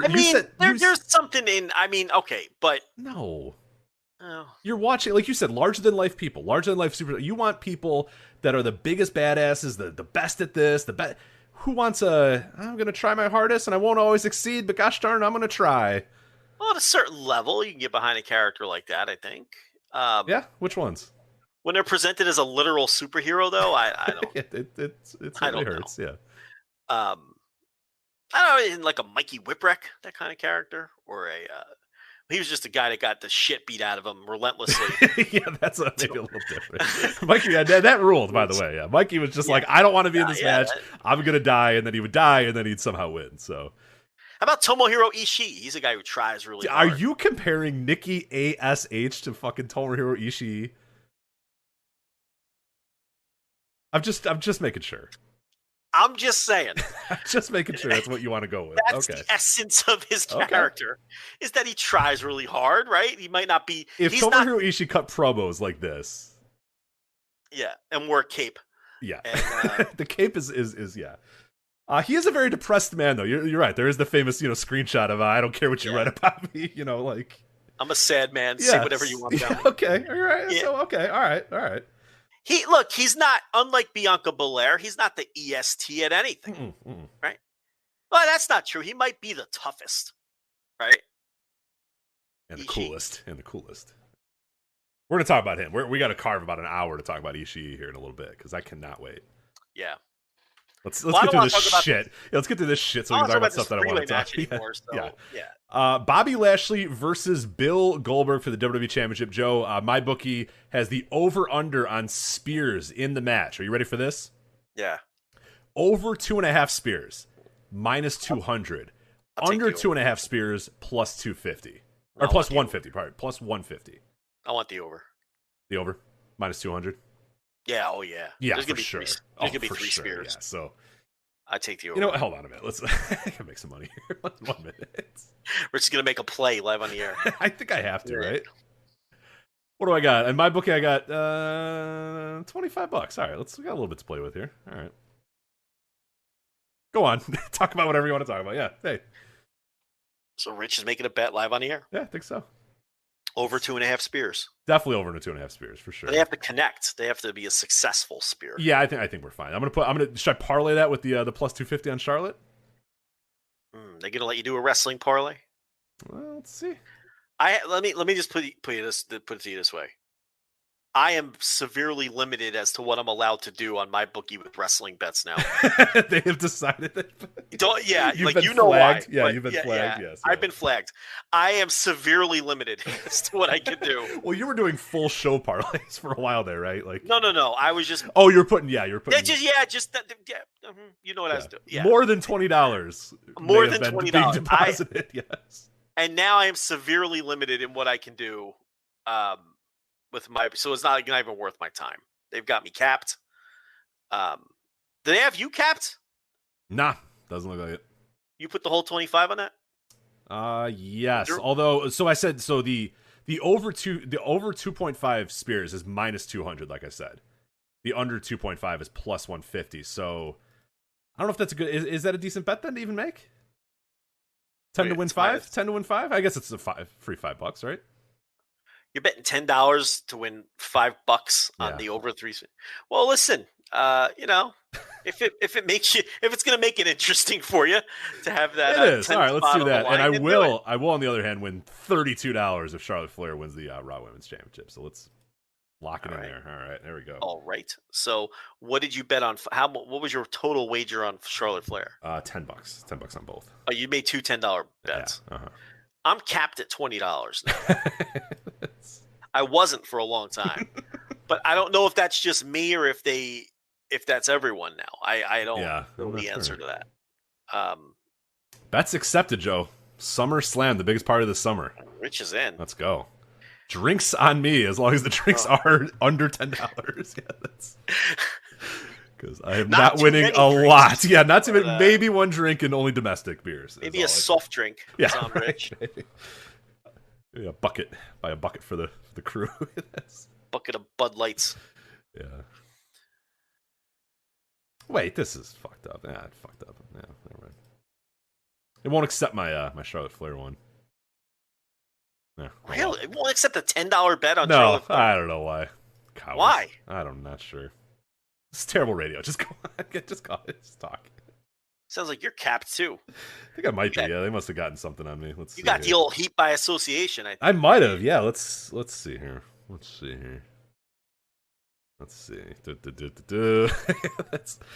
all right. Bet accept. We're good. We're good on both now. All right. Oh, you got him in. All right. Yeah. I was gonna say $10. That's feels like I should be able to do that. Lashley versus Goldberg. Does Lashley beat? Or does Goldberg beat Lashley here or what? No. Lashley will win this. Yeah, I think so too. Yeah. I think Bill is just coming in for this one, and that'll be the end of Bill for a while. What is the percent chance in your mind that Goldberg wins? 10%. 10%. Wow. Okay. 10%. You don't think Big Bill does it build to Mania? No. It's not the time to beat Lashley. I agree. I'm with you. So they'll definitely do it now for sure. So you can put that to the bank. Yeah. Yep. If you have any MyBookie free play, definitely put it on Bobby Lashley. Whatever your limit is, put it on Bill Goldberg. Big Bill, yeah. Yeah. And then your main events, Universal Championship match, Roman Reigns versus John Cena. Same question for you, Joe. Percent chance that John Cena walks away with the title. No, he's not winning, but this is a well-built match, I think. It feels hot. Yeah, no, this is good. This is something worth checking out. I think it's going to be pretty damn good. I'm interested in it. I definitely interested in how it plays out, what Cena looks like. I mean, of all these matches that we've kind of quickly ran over, I'm definitely interested in this match. Like, I want to watch this match. I want to see what happens, and I will definitely watch it. But yeah, these other ones, so. But that is certainly one that I have to go out of my way to watch because I think it's been well built, and I think it's been pretty solid. So I think they've done a good job with it, building it. So and it's going to be in front of a huge crowd, and yeah. I mean, did we skip over Heart Foundation versus Brainbusters? We did, yes. Oh, sorry, that is the opener. Yeah, Heart Foundation versus the Brainbusters. Looking forward to that. SummerSlam. Right. SummerSlam. Zeus, the match, the movie. You didn't draw that one in your little randomizer, did you? Red Rooster versus Mr. Perfect. No, but don't worry. I don't want to spoil anything, but a match that you just mentioned may have popped up. You only mentioned 2 matches, so it's not too hard to figure out. Yes, it did pop up. So I thought you only got one off each show. I didn't know you could. No. I did multiple. Multiple's okay. Oh, okay. All right.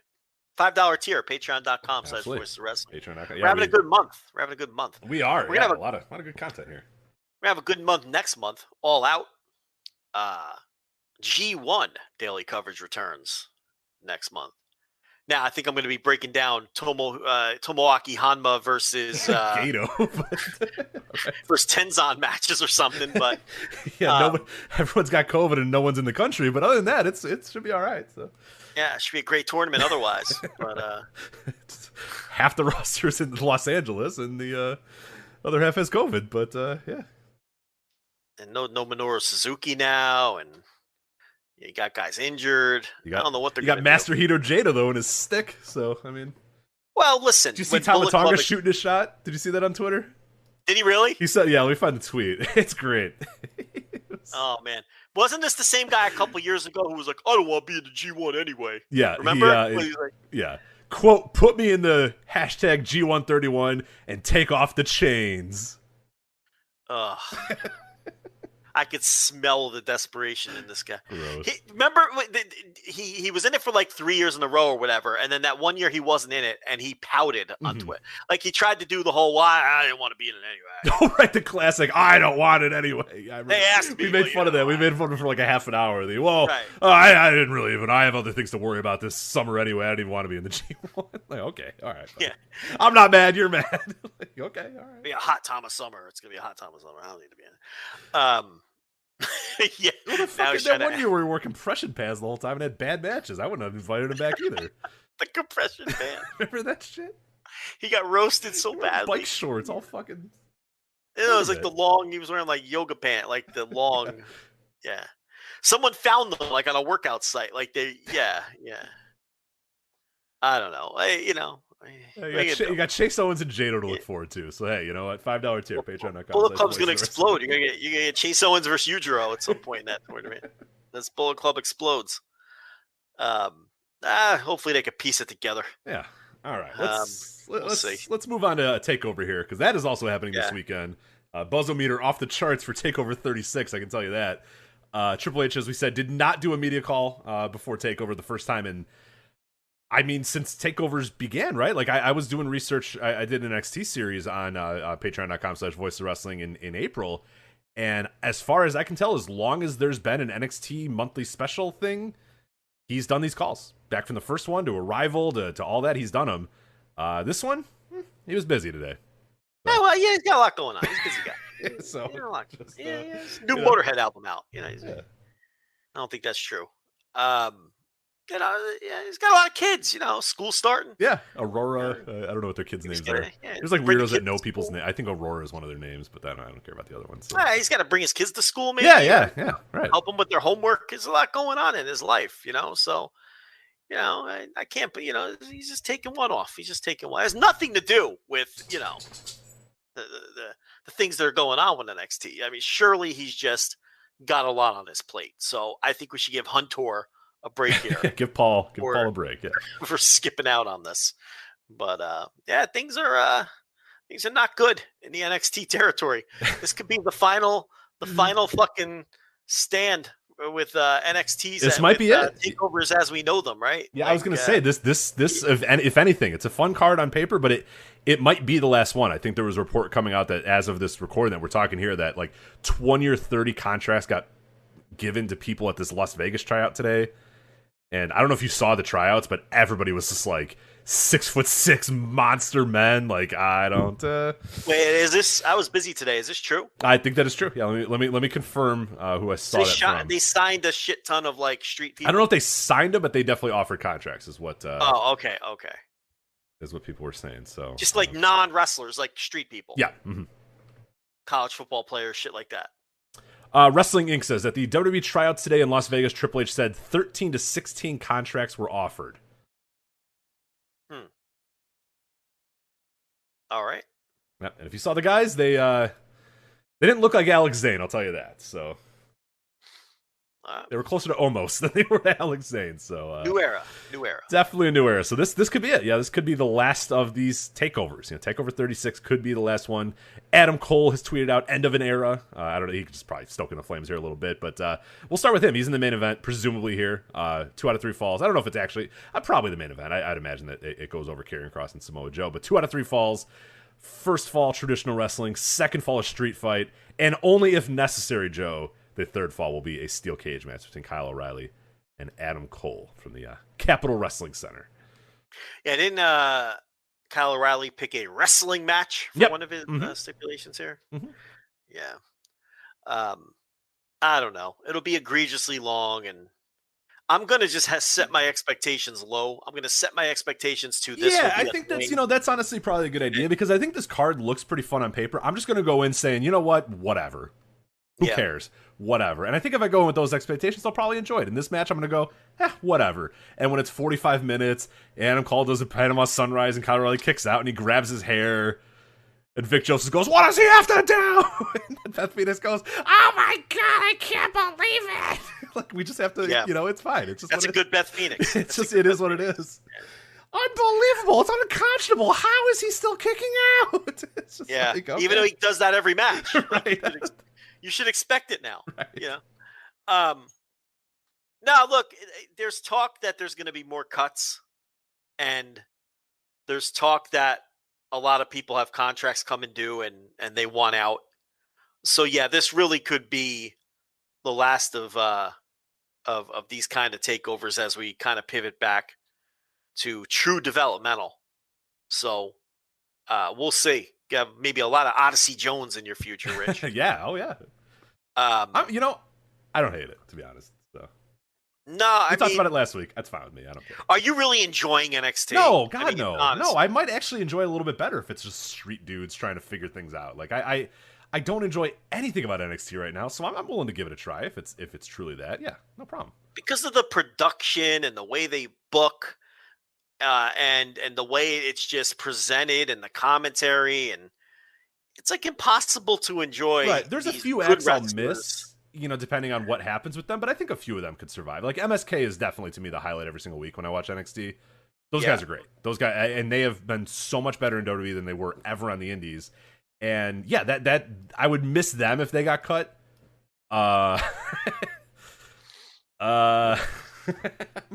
I mean, there's a lot of wrestlers that I Walter, Roderick Strong, Ilya, Pete Dunne. I mean, there's a few, but I'd rather see all of these people somewhere else. Exactly, right. Every one of them. Yeah, maybe MSK I'd be fine if they stayed in WWE because they're probably better there than they were anywhere else. But yeah, but these other these veterans. No, every other one, every Roderick Strong, Walter, Dragunov, Dunne, Bates. Yeah, 100% better elsewhere for sure. Anywhere else, yeah. Kyle O'Reilly. Kushida. You can keep Adam Cole if you want. I don't really care that much, but that's. I think Adam Cole. I think if you get him into AEW, first of all, he's going to be over as fuck, and second of all, I think Adam Cole in a situation where he's working 12-minute TV matches versus 48-minute takeover main events, is a better scenario, at least for what I want to see. Yeah, I mean, I don't know. Let's go through the card. There it is. So Kyle O'Reilly, Adam Cole, 2 out of 3 falls, as we said. Traditional wrestling, street fight, and then a steel cage match, only if necessary. I expect this to be overindulgent bullshit, and with all the screaming, and I'm gonna try to allow it to exceed my expectations. But am I looking forward to it? Oh God, absolutely not. Probably not. Yeah. No. NXT Championship here, Karrion Kross defending the title against Samoa Joe. I'll ask you the same question I asked for Bill Goldberg and John Cena. Percent chance that big Samoa Joe walks away with this title? Okay, well, I don't think this is impossible because it's obvious Karrion Kross is going nowhere on the main roster, right? Correct. He's an older guy. They have already booked him poorly. He kind of stinks. He's not very good. They've already booked him like just another guy. I don't know if Samoa Joe winning is the worst move here. That's what the fans want. Make the fans happy.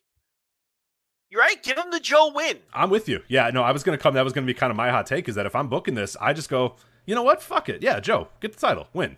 And he can lose it next week on NXT TV. He can lose it in a week or a month or something like that. He doesn't have to have, we're not talking 6 months Samoa Joe title reign, but I don't think it's silly to have him win this. I really don't. I mean, given what you've already nuked, I mean, Karrion Kross is already on fire and nuked and just destroyed anyway, so why not just go scorched earth at this point? I don't think they will, but I mean, especially, like you said, you don't know what the future holds for the brand anyway. I don't know. I don't think it'd be the worst idea at this point. I wouldn't have said that a couple years ago, but a couple years ago, Joe was there. But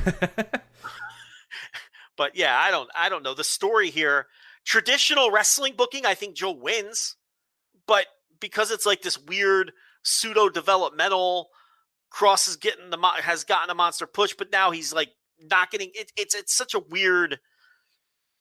All of it just feels weird. Yeah, this will be a fascinating match just to see how it's booked and how Karrion Kross comes across and all that sort of stuff. I mean, NXT did a perfect. I mean, whatever I think of Karrion Kross, whatever you think of Karrion Kross, I think they did a perfect job with him for the first year or whatever that he was built up. I mean, they built him up as a monster. He won all of his matches. He beat everybody on the brand. He did all that sort of stuff.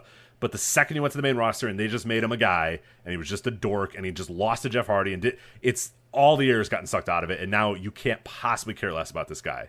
So yeah, I'm fuck it. Go nuts. Samoa Joe, champion, whatever. Who cares?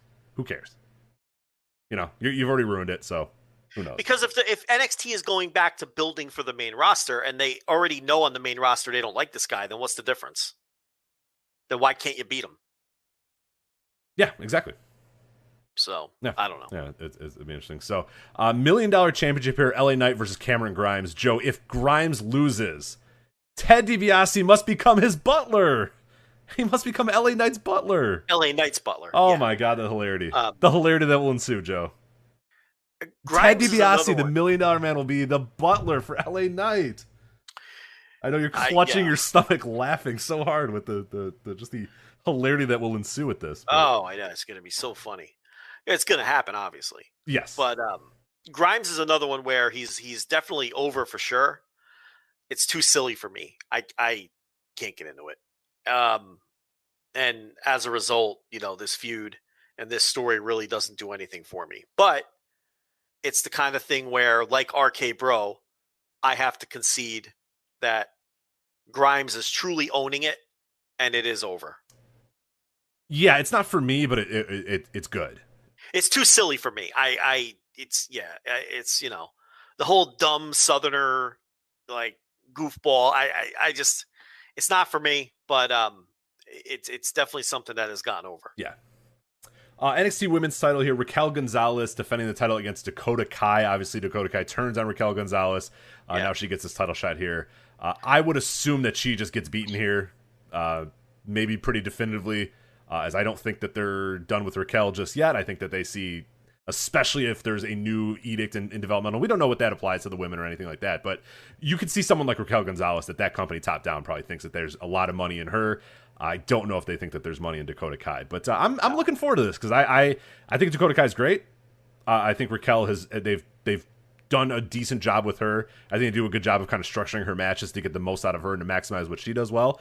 And for all the annoyance that's going on up and down the roster, the women have still been pretty damn fun on NXT. So I'm interested to see how this match goes. I think it has a chance to be a really good match.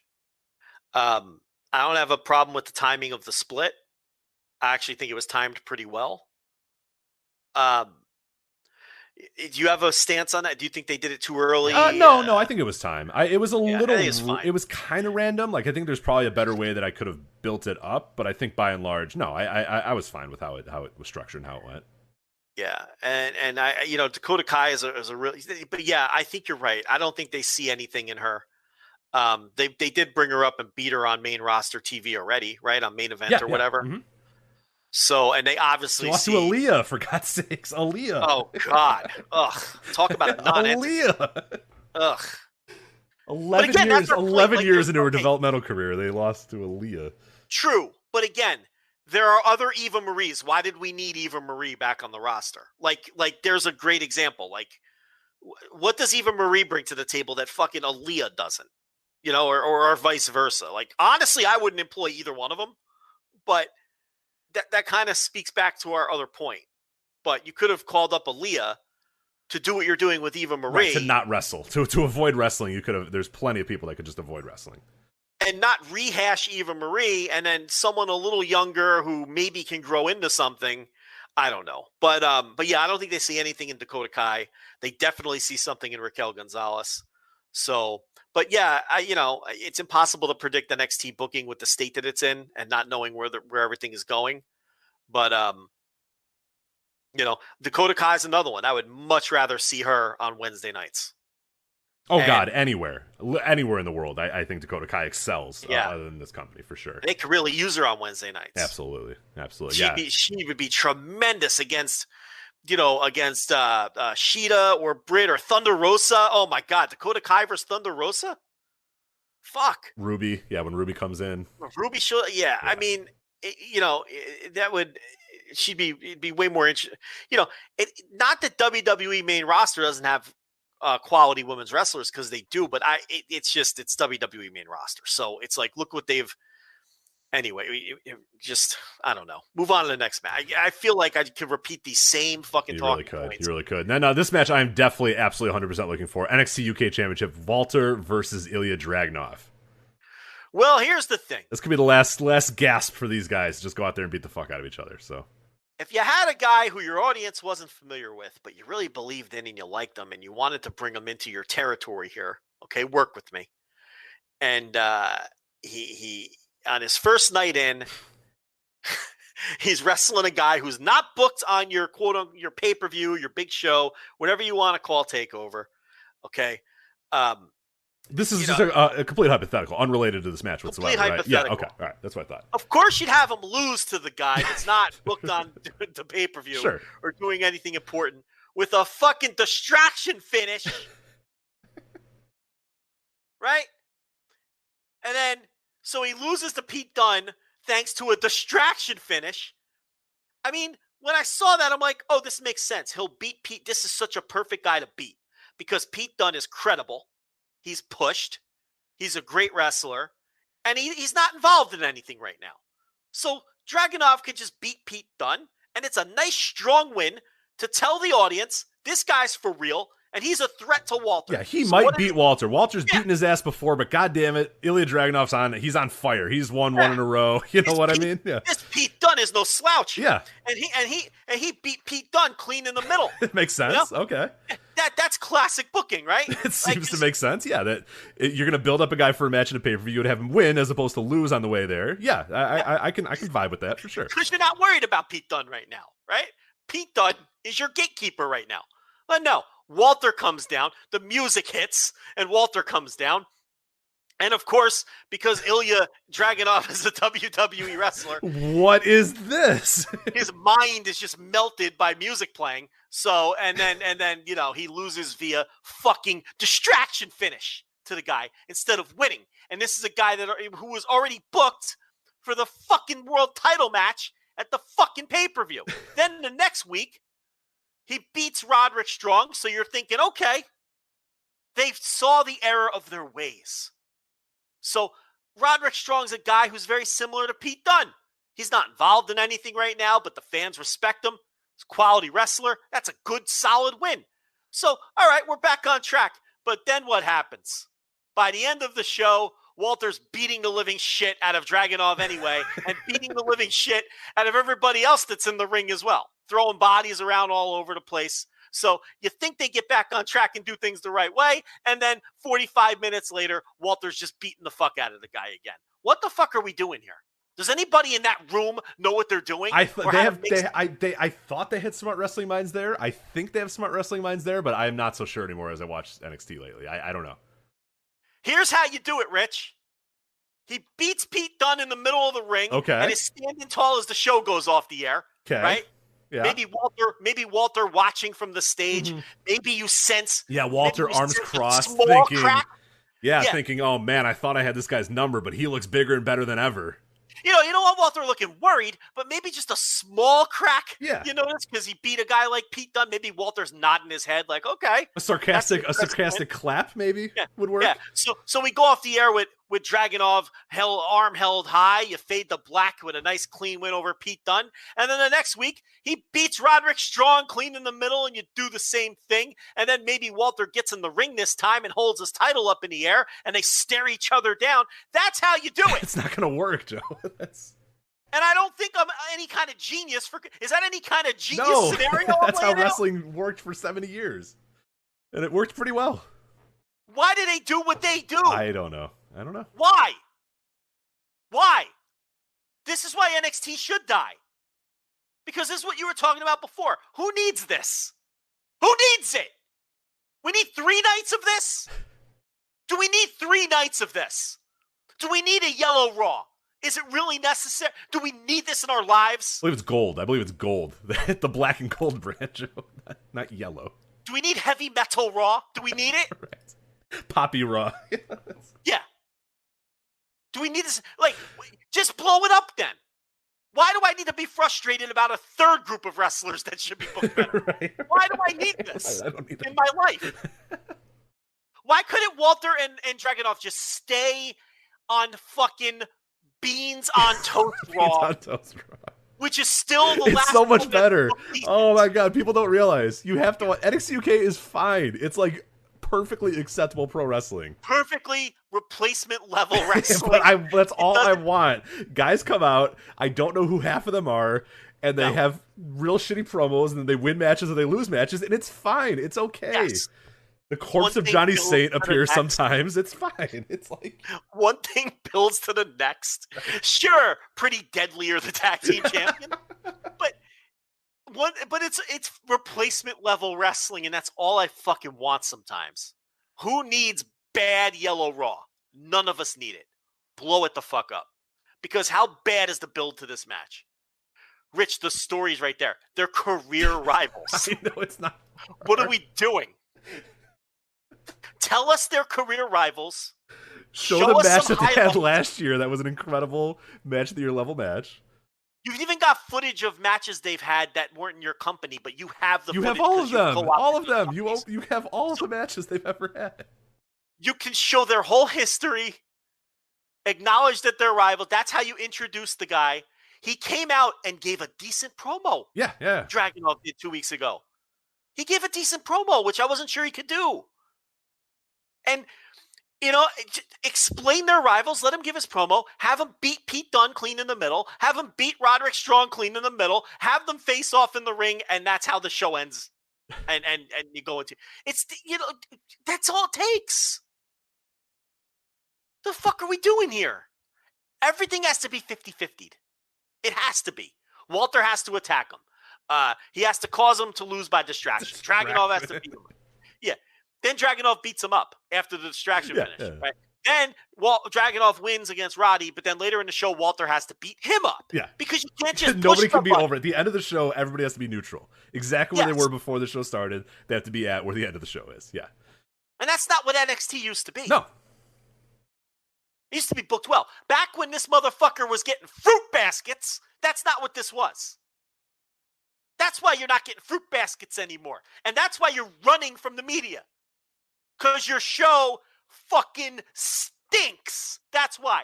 That's why you do 600,000 viewers and a 0.14 in the demo. Because your show fucking stinks, Paul. It stinks. And you stink. And that's why they're tearing it apart. Because you blew it. Unplanned rant. It's good. I love it, yeah. All right, well, that's the big WWE weekend. As you can tell, we're fucking excited as hell over here, so. No instant reaction for SummerSlam either. I will not be here, and I don't know. Joe, you going to record something for SummerSlam? Probably not. But there you go. But we'll see. We're open to the possibility of it happening, yes.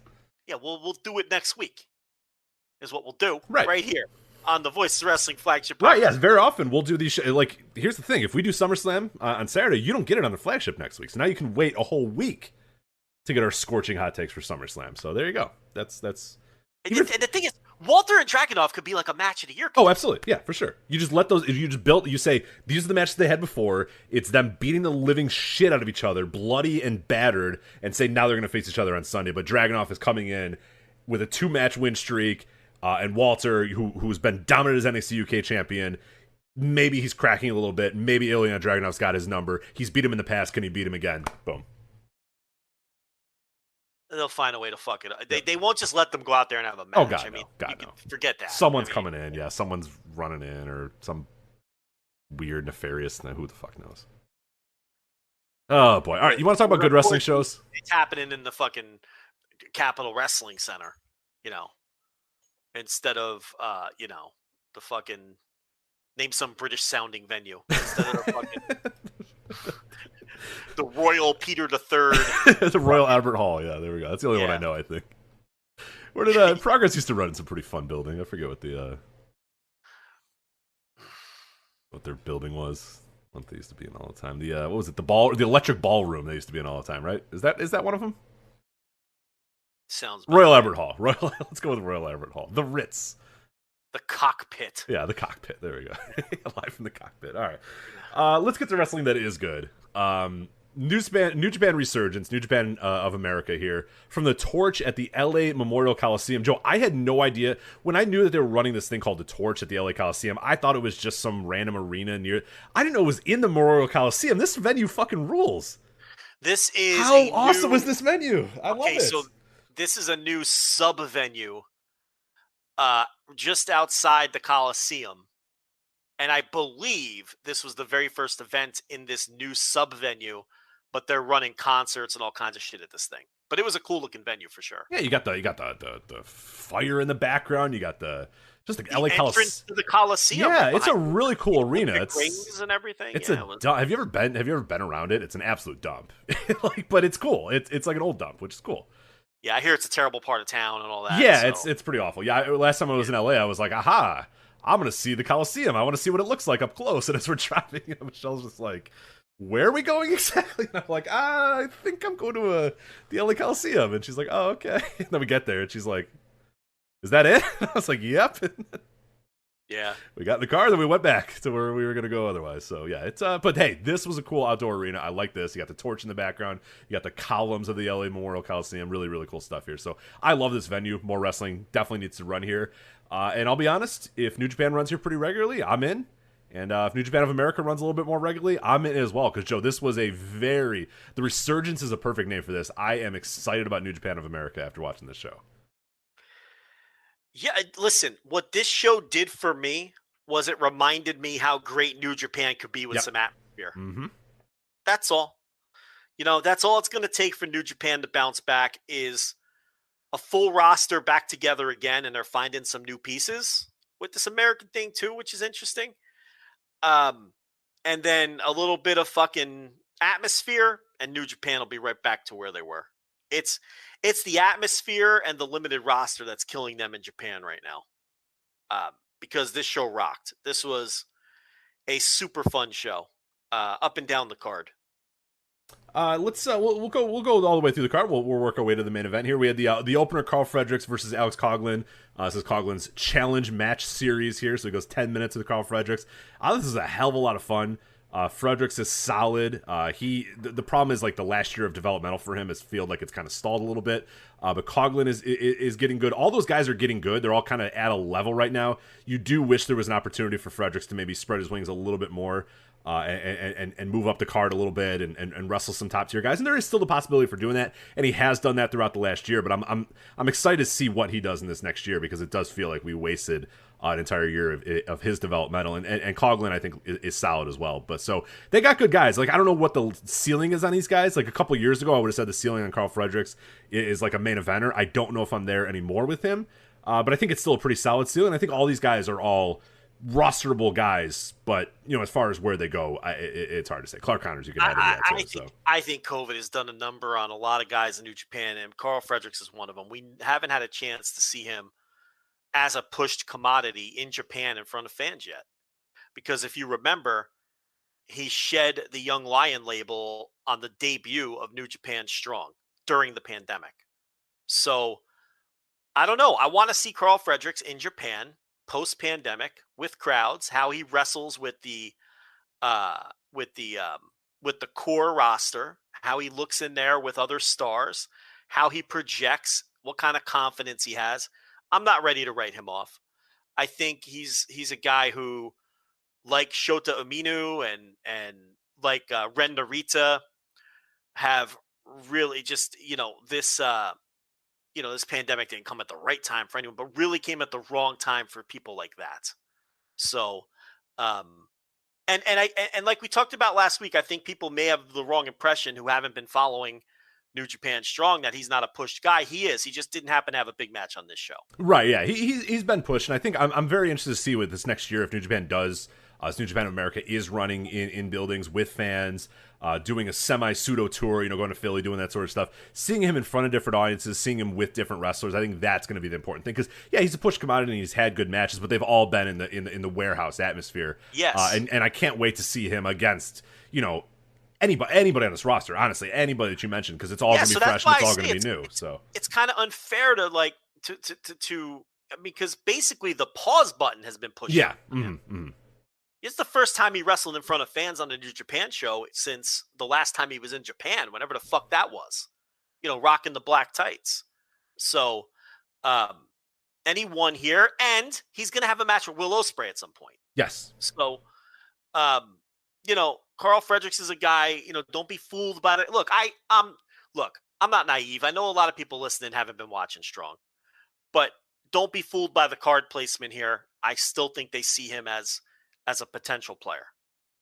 Then we had just a random 6-man here. It was Clark Connors, Ren Narita, TJP versus Fred Rosser, Rocky Romero, and Wheeler Yuta. I thought a lot of the names in here were pretty good. I don't know if the match really stood out that much to me, but what did you think of this one? Well, the big takeaway here is Clark Connors scored the fall. Yes. Yeah. Okay, I think a lot of people who may just glance at this would have thought, Ren Narita will probably lose or something. But the Clark Connors Ren Narita team won, and Connors scored the fall. New Japan likes to do this on shows like this. You remember a few years ago, Jay White was scoring falls in matches like this before they, while he was still sort of, I guess, still a young lion, but kind of just starting to come out of that. And just on his way to Ring of Honor for his, or maybe it was on his way back from Ring of Honor. I can't remember, but on that Cow Palace show and one of the others, you saw White was scoring. That's similar to what they did here. It's what they're telling you is pay attention to Clark Connors now. He's not just a guy who's going to eat pins. And, Ren Narita being on the winning side as well. And Rocky Romero, I mean, for a guy that's part of the office, it really seems like he has learned from Gato and Jado because he has no ego. I mean, he was in a back and forth feud with Danny Limelight at one point, a 50-50 feud there. He has no problem being on the losing end of things at any point in time. So, I wasn't even thinking about the result here. And then when I saw it, I was surprised, but then I wasn't surprised. I was surprised. And then I was like, oh, wait, well, no, actually all of this makes sense, what they're doing here. So this is typical New Japan when they're ready to push somebody. Then we had just kind of an everybody else on the card match, which is a little bit of a shame because there's a lot of really good talent in this match, but unfortunately I don't think it really stood out. But that's fine. There was plenty of other on the show, but this was one that I was looking forward to, and I don't know if it ended up delivering here. It was Adrian Quest, Chris Dickinson, Fred Yehi, Leo Rush, and Yua Uemura versus Team Filthy, Danny Limelight, Jarrell Nelson, JR Kratos, Royce Isaacs, and Tom Lawler. So a lot of guys that I really like in this match, but ultimately with, 10 guys, or what was it, 12? I mean, I think, or 10, yeah, it was 10 guys in this match. In 13 minutes, it was hard to kind of keep track of what the hell was even going on during most of it. So, I don't know, I was a little disappointed in this match because a lot of names here that I really, really like. But, I mean, it was good. It just, there's not a ton that stood out for me in this one. I thought it was a lot of fun. And I think, again, similar to the previous match, who came out with all the shine here? Yuya Uemura. He even cut a very pathetic promo after the match. Look, he tried. You give him credit for trying. But, yeah, I mean, he got all, by the end of the match, all the focus was on Uemura. So again, this is a situation where they're telling you, look, guys like Clark Connors and Uemura, they're going to be next up. So that's kind of the idea here. The other takeaway I had is when Team Filthy made their entrance. I mean, Tom Lawler is really starting to get it. I mean, he's really showing more charisma, and he's leaning into sort of this dirtbag character, and he's got this stable of guys.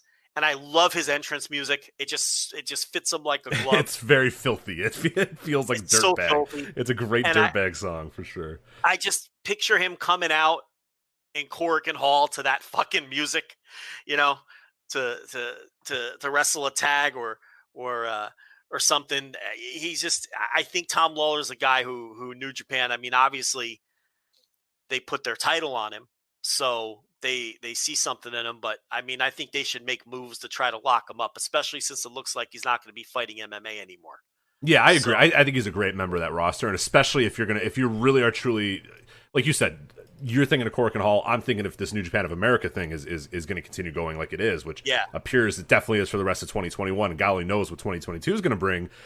He's a guy that I lock up even for that purposes. If you can bring him to Korakuen Hall, great. If you have to run him in America all the time, that's fine too, because he can do everything. He's a good character. He's got presence. He's got an aura about him. He's got a following. He's semi-famous. He gets it. Like, yeah, he's a no-brainer for me. But no, I mean, the cool thing of this match and the disappointment to me was like the Dickinson and Yehai and some of the other guys like Jarrell Nelson and Royce Isaacs. They just felt like they were guys in this match. But ultimately, Wwe Tryouts, you saw him. It was all about him, and then he gets a contract afterwards. He officially is LA Dojo, so that's a cool little thing too. So you're going to get this guy, and that guy is going to be a star. I am positive of that. I am 100% positive that at least I don't know. Okay, I shouldn't say that I know he's going to be a star. I know that New Japan wants him to be a star and will do everything they can to make him a star.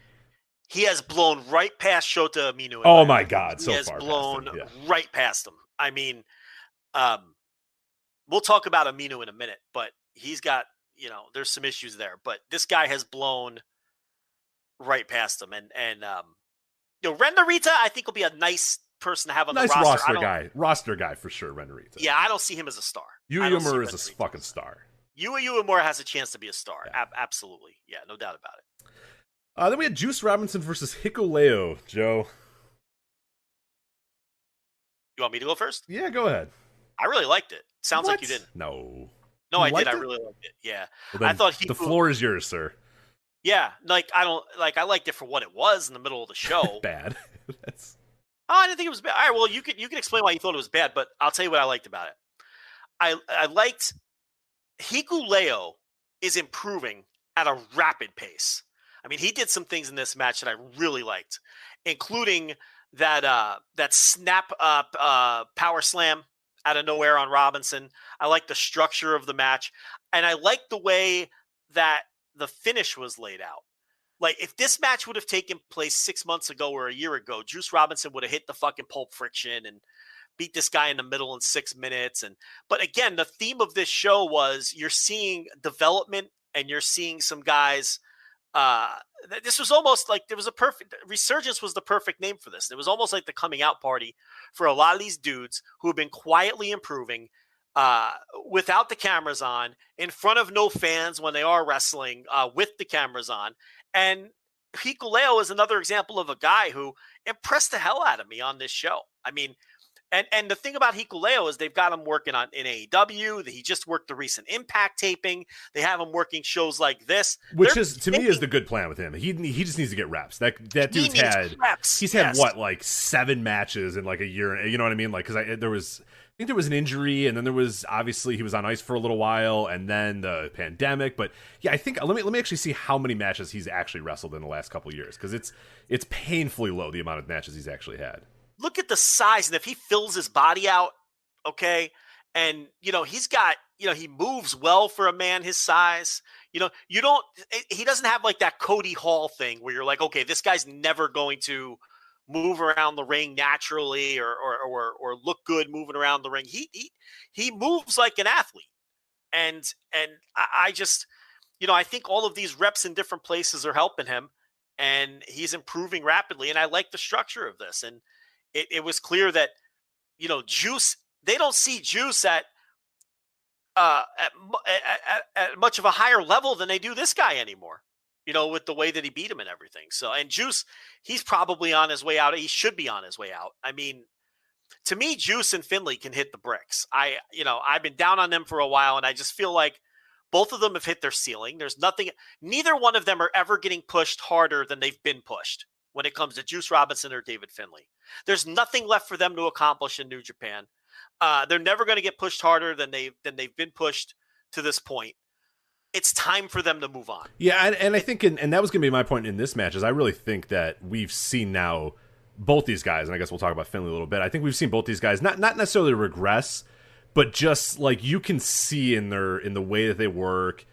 I don't know if their heart's in it anymore for New Japan, and that was going to be my criticism. I don't think Hikuleo was bad in this match at all. He was fine. He was okay.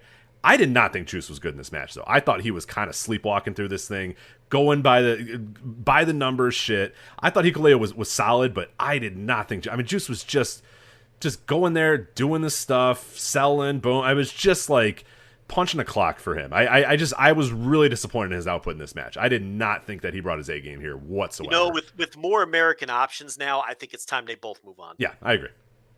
You know, Finlay seems to have his heart set on the on the PC and headed to W, which was ultimately going to be his destination anyway.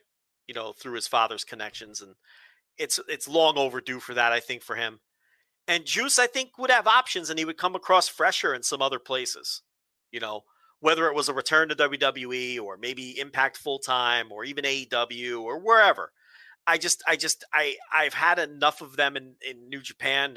I mean, it's like there was more spark to their work at WrestleMania weekend versus Kevin Koo and Don Garrini. Oh, absolutely. You compare that to this. I mean, they were in hog heaven in that match. They worked like uber baby faces. They're bouncing all over the ring, and then he comes here and he's just kind of going through the motions. And it's just like, all right, dude, then get out of here. Like, you know, if you don't want to be here, cool. Like, I don't care. That's fine. Like, but I mean, we told people to temper their expectations for that match, and then we looked like idiots because it was great. Yeah, it was incredible.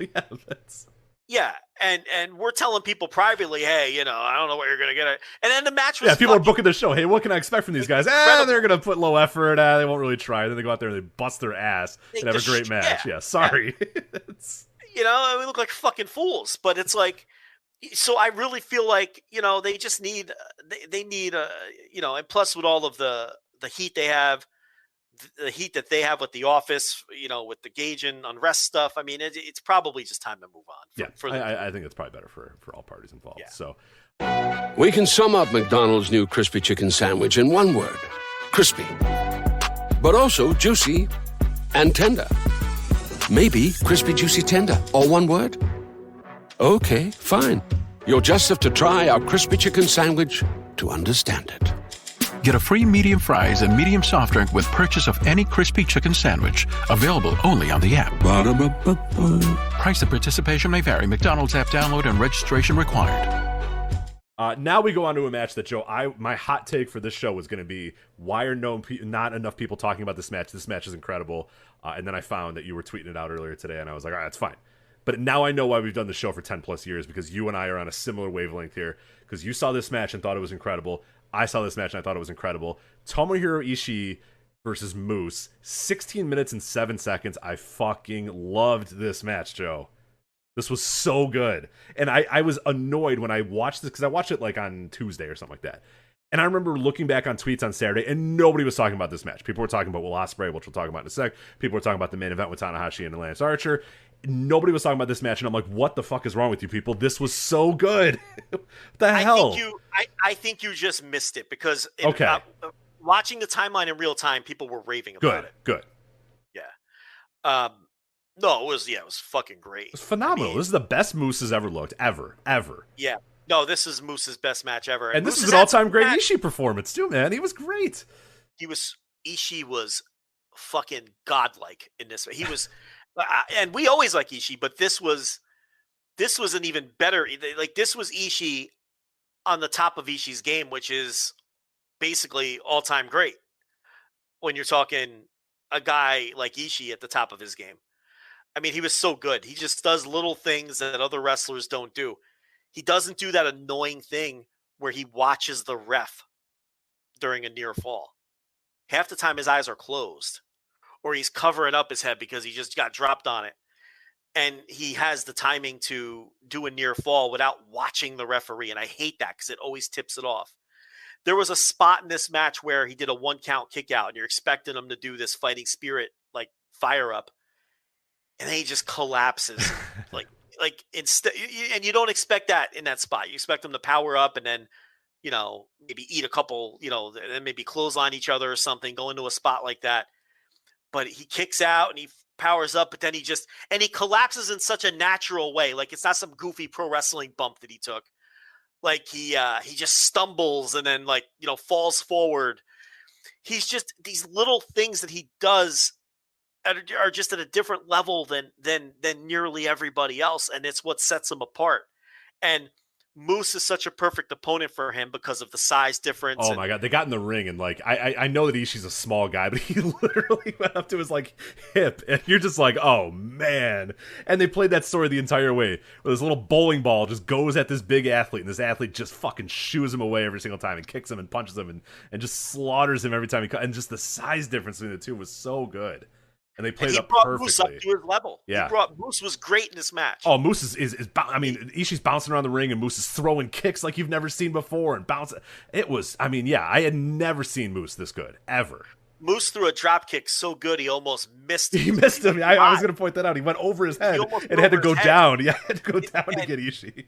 It just, he brought Moose up to his level, and Moose is a guy who can be worked up to the level of a great wrestler. We've seen it happen. And no, this was phenomenal. I just think in terms of an individual match performance, it doesn't get much better than this in terms of Ishii. And yeah, I think you're right. This was the best Moose performance probably ever, at least that I could think of. And this is a guy who I've enjoyed plenty of times.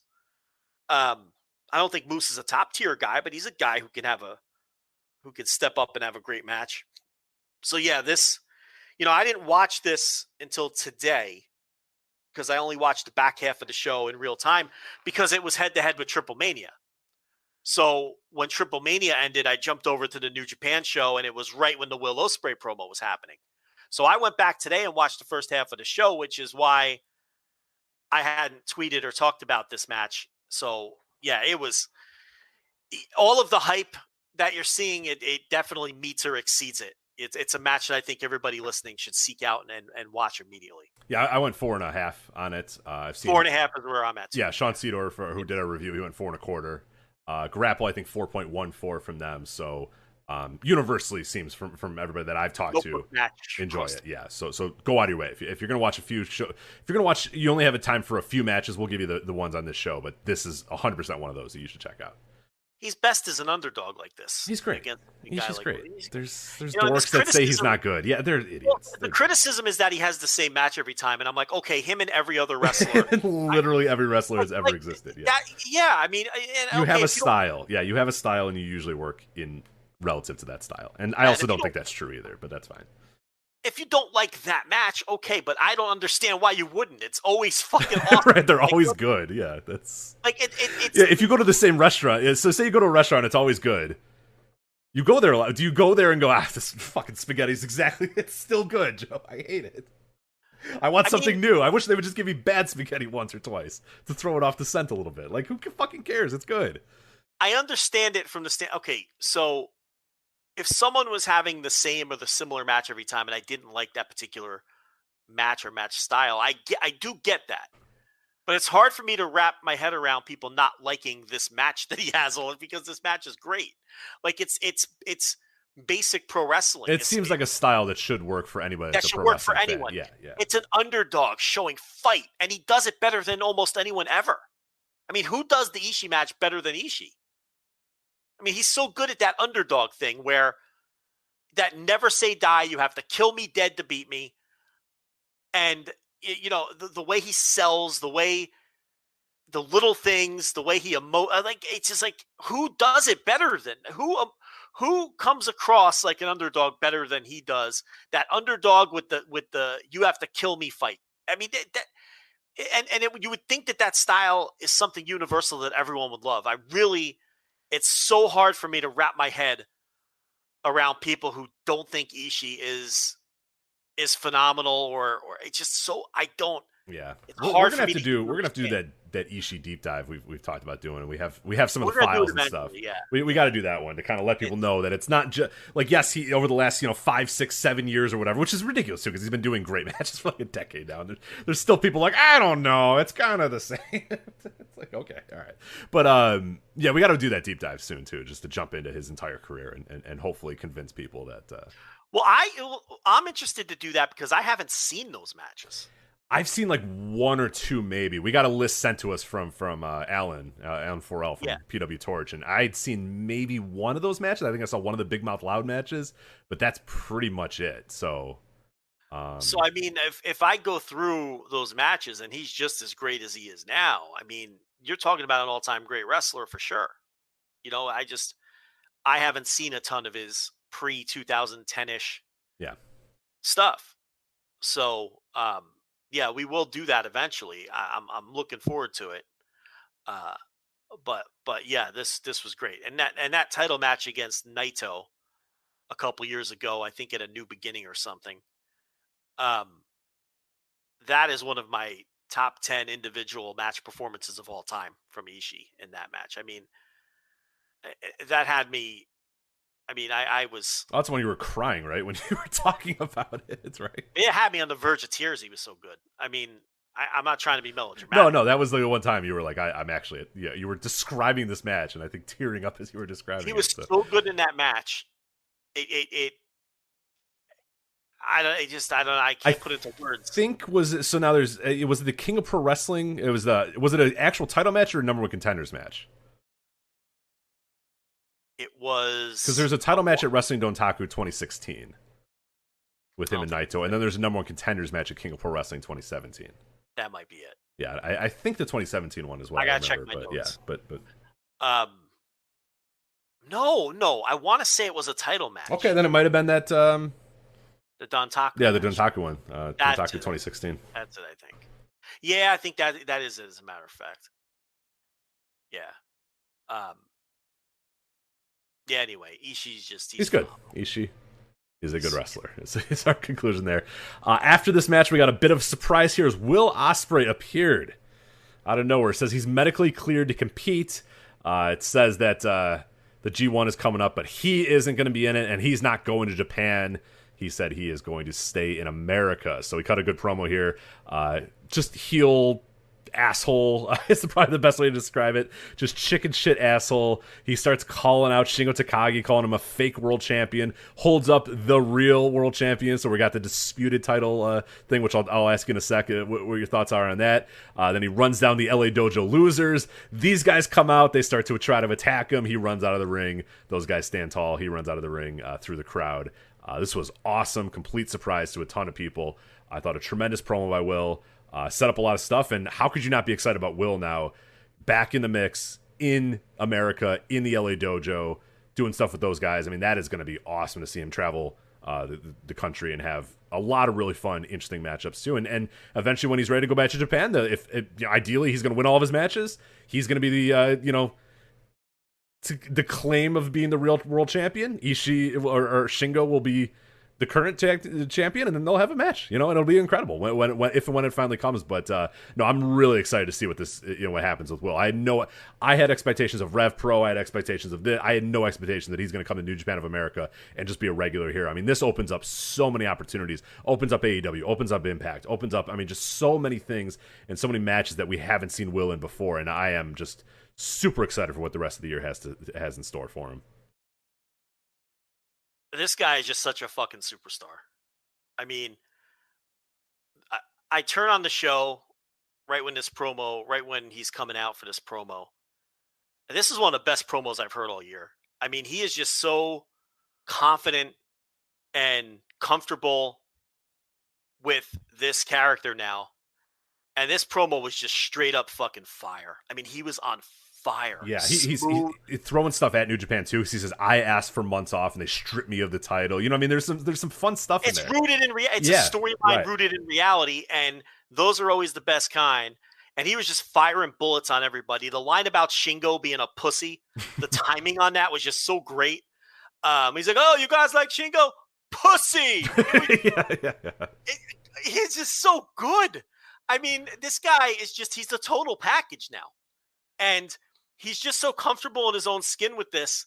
And the promo was just rapid fire, just crushing everybody. Yeah, he built like 19 matches in 5 minutes. I mean, he called all the guys, I forgot he called them bitch boys, all the LA Dojo guys. The LA Dojo guys. I mean, he's going to wrestle TJP. That's going to be fucking utterly ridiculously good.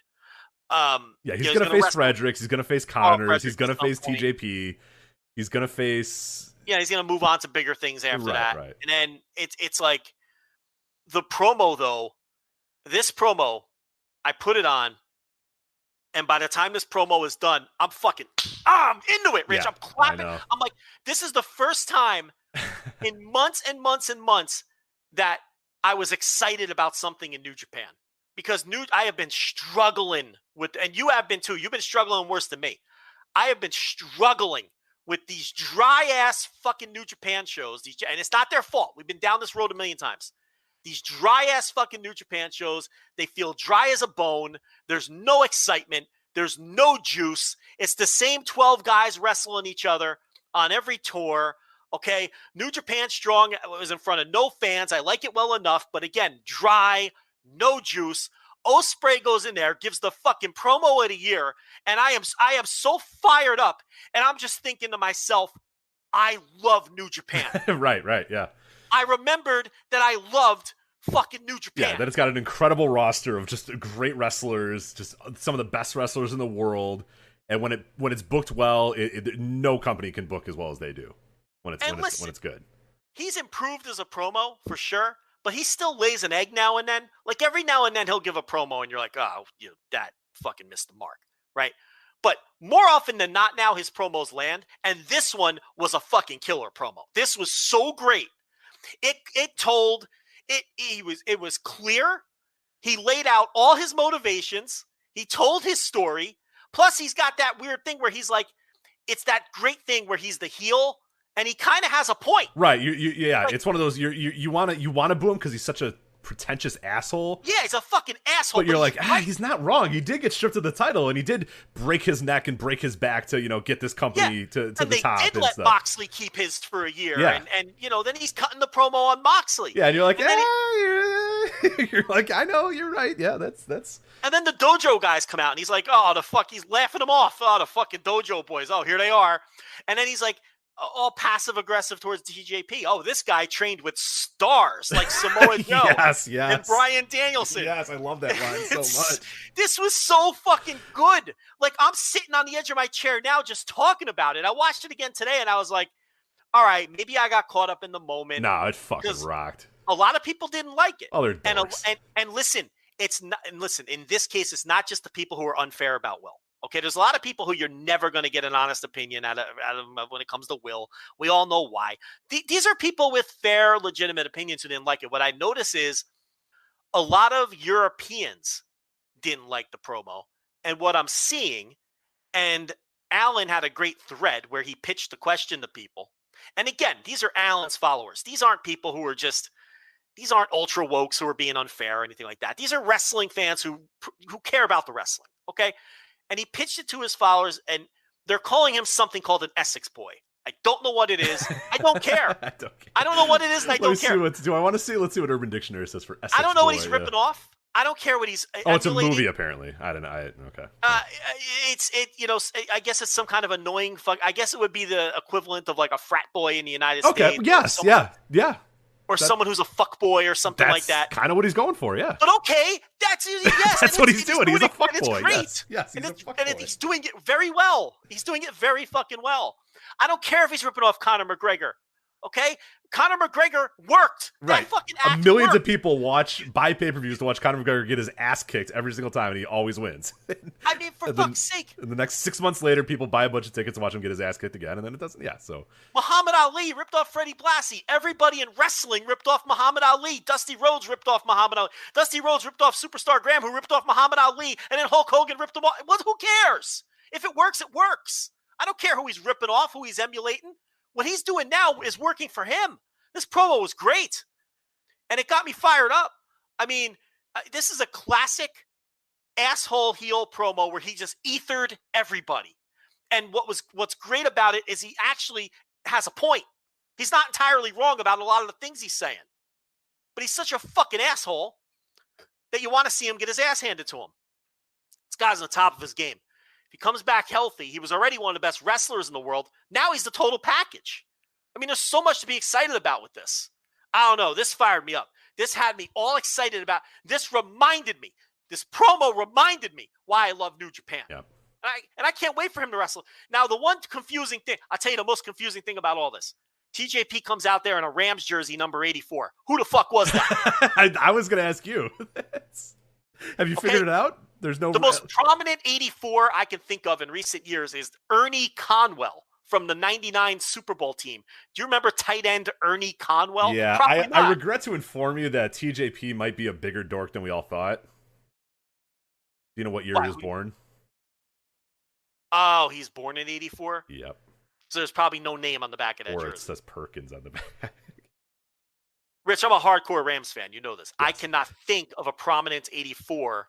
I bet the name on the back of there is Perkins. So you're probably right. That would fit him too. It's so bad. Yeah, that's so bad. You can't get a jersey with Craich on it. No, God, no. No. Dude, I don't even create myself in video games. I go to random name generators and like spit out a name. Like I've never, even as a kid, I never wanted to be Rich Craich, the point guard of the Chicago Bulls. I was like, that's weird. Like, because then am I gonna be a 6 foot, like mildly out of shape white guy? Like that's not gonna do anything. So I do a random naming generator. Hey, I want to be 6'6". It's better than being 6 foot. And you're right. I bet you that said Perkins on the back. That's so dorky. I mean, Ernie Conwell's a deep cut at least. He's not wearing Ernie. Get out of here. I can't think of another prominent. Yeah, let's see. Does Football Reference have everybody that?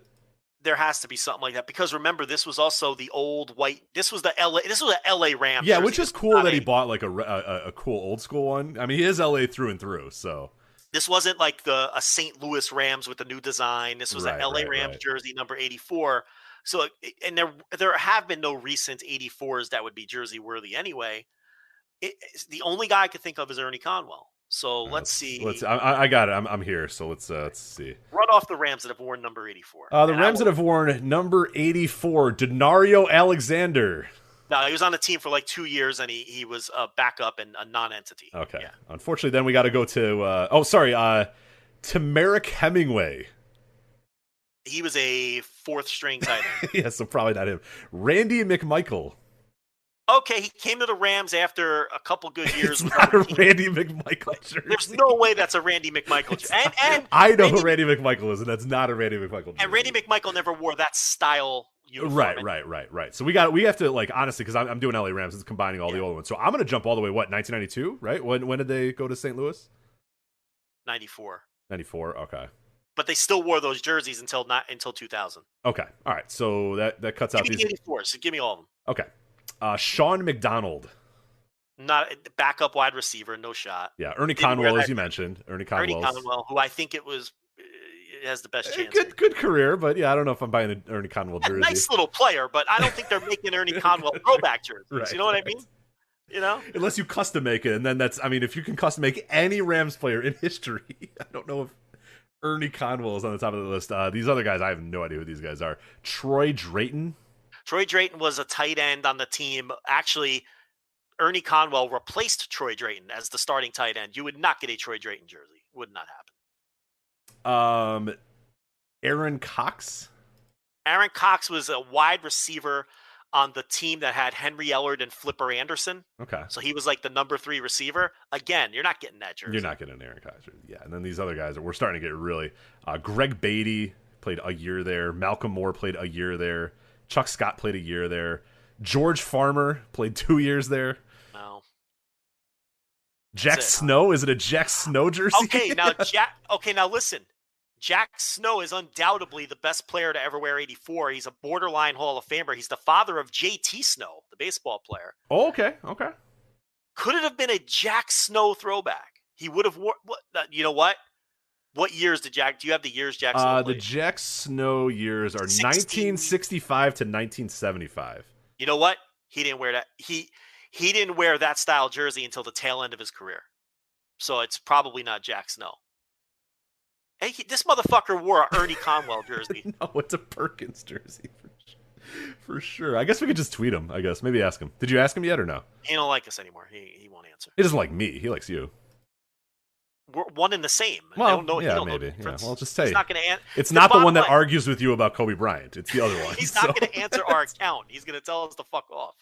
He's going to tell us to eat shit. We got put on a list. We got put on a smart basketball fans list at one point. So, right.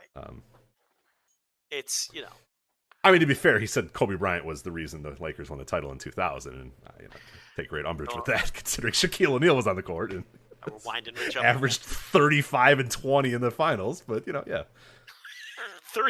or something like that. It's even more ridiculous. I think it's even more ridiculous what he averaged in the finals that year. It's just it's right.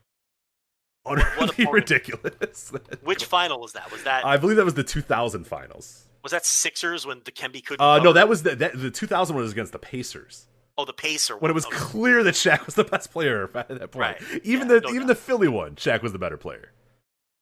By the New Jersey one, okay, you can maybe make a case there, but right. No, I agree with you. Yeah, it was Shaq. Shaq was the 2000 Lakers.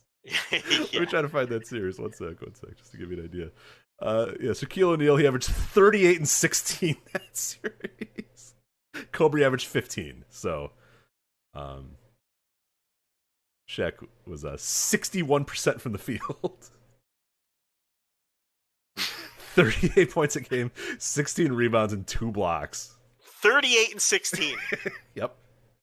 Well, 2001 final, Shaquille O'Neal, a paltry 33 and 15 from the Kobe steps the game up to 24 points a game. So there you go. Well, you didn't play the game, and you don't know the little things. I don't understand the intricacies of the game. Yes. Well, that's what you, it's even okay. Sorry. Remember how I said that maybe Shaquille wasn't the better player against the Nets?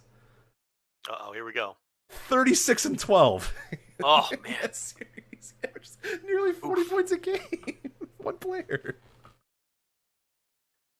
Just no match for Kenyon Martin. Throwing his nuts into Aaron Williams' face for 4 games. Get out of here. Yeah, Aaron Williams. Yeah. Todd McCullough. Get out of here. Yeah. As he's just throwing fucking big Shaquille nuts in all those guys' faces. He's dunking down the court. Yeah, get out of here. Big Shaquille nuts. Well, big Shaquille nuts. The way he would do the dunk, and he'd flip up. Remember the Chris Dudley one where he very often would throw his nuts in a man's face. So. And look at the size of that man. He obviously has big nuts. Absolutely, just gigantic nuts. Yeah. How does he not have big? Like, it would be absurd if he did not have gigantic nuts, because everything else on his body is gigantic. So why wouldn't his nuts be gigantic? Exactly. Be comical. Right. Be comical if it wasn't. So. Yeah. All right, where were we? Oh, yeah, sorry. Good Brothers versus Moxley and Yuji Nagata. So this was, people thought it was going to be Shota Umino.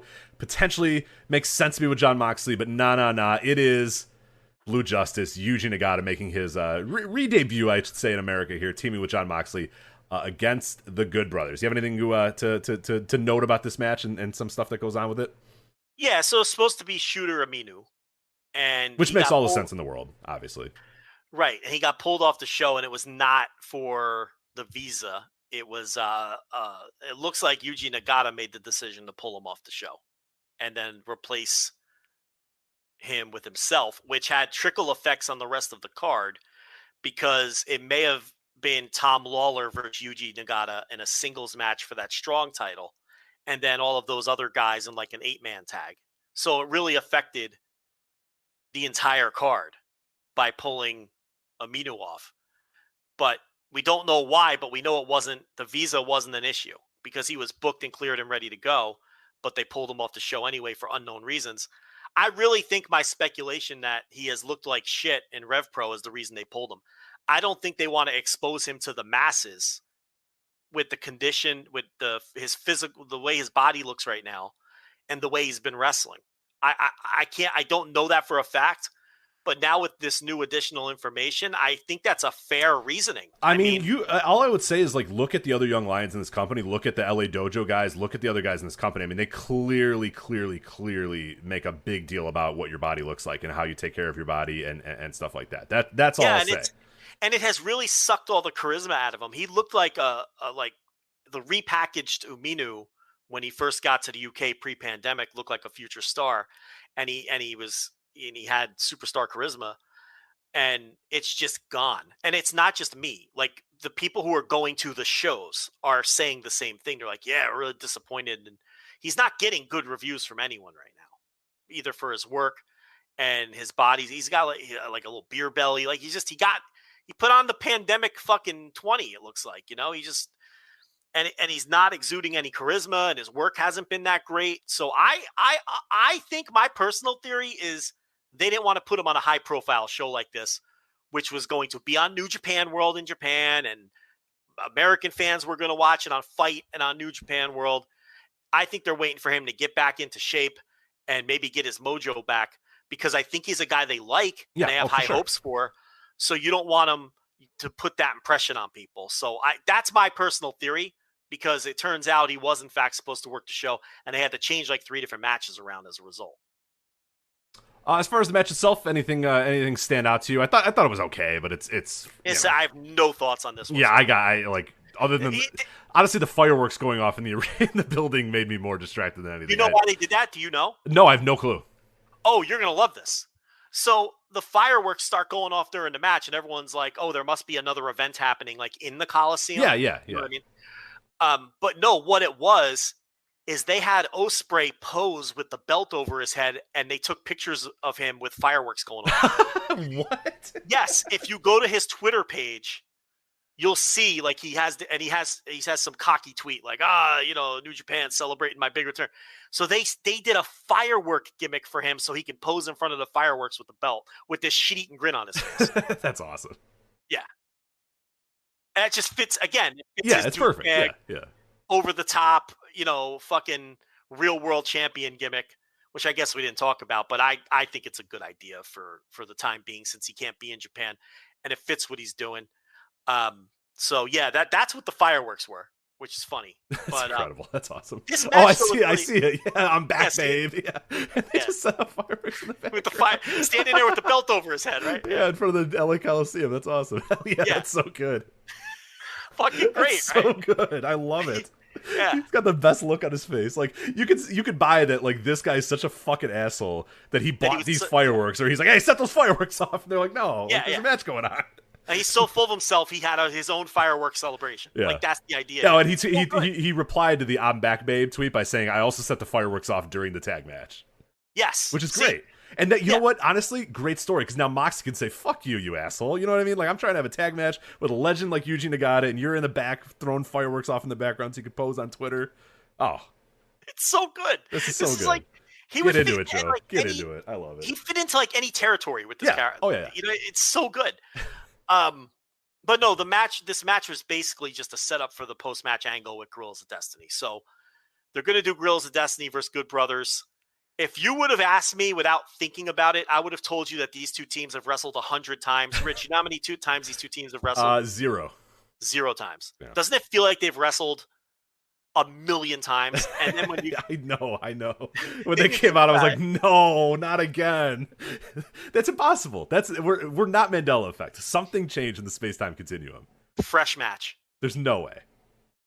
And it's over with a certain crowd. I have no interest in it. Not me. But I New get Japan it. of America, this roster is fucking loaded. I mean, they have everybody.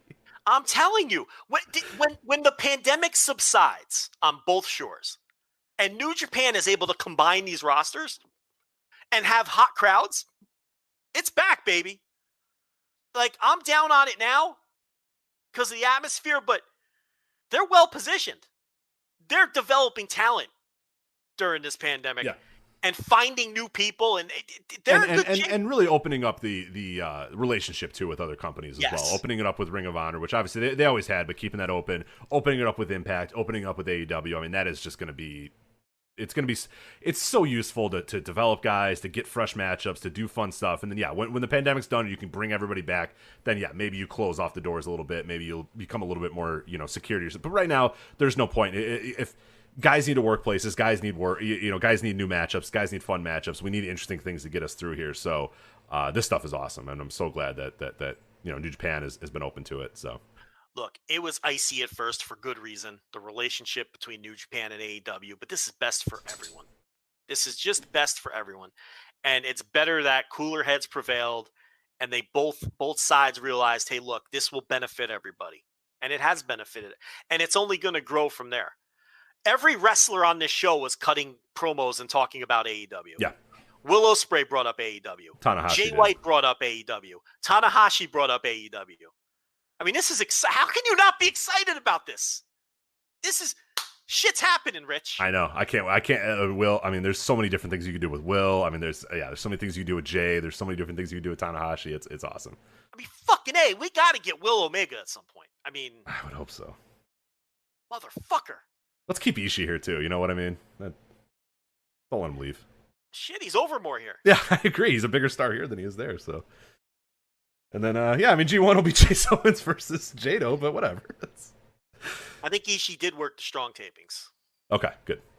I think he worked. I tried to avoid them, but I saw some of the matchups. Yeah, I've been avoiding the spoilers as well because I like I'm back into Strong and because I know they're got a crowd now. Yeah, they're in front of crowd, so I'm definitely in. So yeah, we'll be watching Strong moving forward. So yeah, and I kept one eye on Strong. It's just the warehouse kind of weird on me a little bit, but oh for sure, yeah. I had to stop watching it every week because the atmosphere was just fucking killing me, and I would pop in. Well, I tried to do like a big rewatch once. I forget what we were doing. We were covering something. And I was like, I'm gonna watch 4 episodes of and when it was done, I was just like, I'm never watching Strong again. Like, yeah, can't do it. Yeah. Then we had a never open weight title here: Jay White versus David Finlay. Obviously, a ton of history between these two guys, both young lions. Jay White's career trajectory, obviously, on a very different direction than David Finlay's was at this time. Or ever really at this point. But yeah, what do you think of this match? Because I thought I came in with pretty high expectations, and I don't know that they were exactly met. I liked it.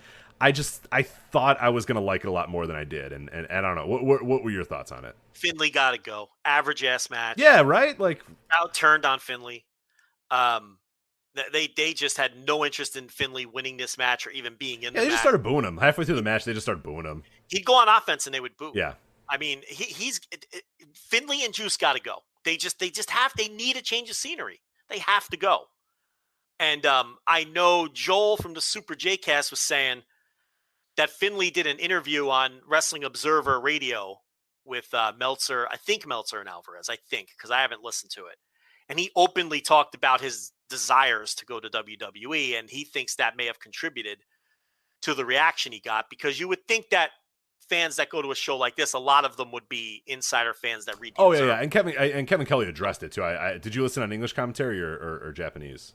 English, but I missed whatever you're about to say. Okay, because Kelly said, well, a lot of people have been talking about this recent interview that Finlay did. Like, he addressed it right off the bat. Oh, wow. So, okay. yeah. So, he's, a lot of discussion about what Finlay's future holds after that, interview, that people are talking. It was kind of like, without saying it. So, look, if these guys want to go, I don't even blame them. I mean, here's the door. Yeah.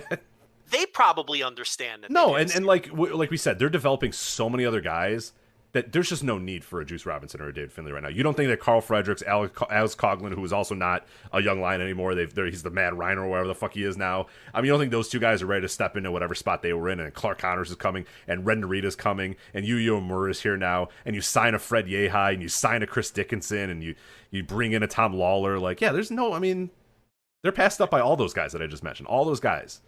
David Finlay's been there how long, and I don't think he's ever been in a G1. No. It's time to go. It's time to go.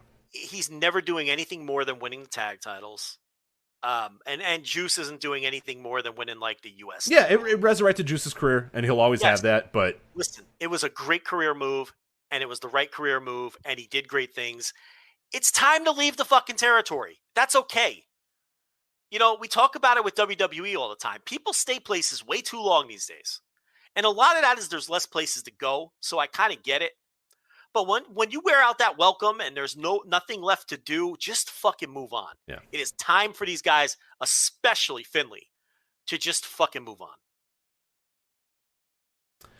We'll move on now to our main event, Hiroshi Tanahashi versus Lance Archer, IWGP US Heavyweight title match, which, by the way, that title, it's unbelievable how much prestige that title has over the last year. It's Dude, my point was going to be, this is like the most exciting title in wrestling. I know, I was thinking about that as it was coming on. I'm like, oh man, here we go. And I'm like, wait a minute, this title, like, I thought this title a year ago was dumb and they should just get rid of it. And now it's like the prestige title of this company. It's awesome.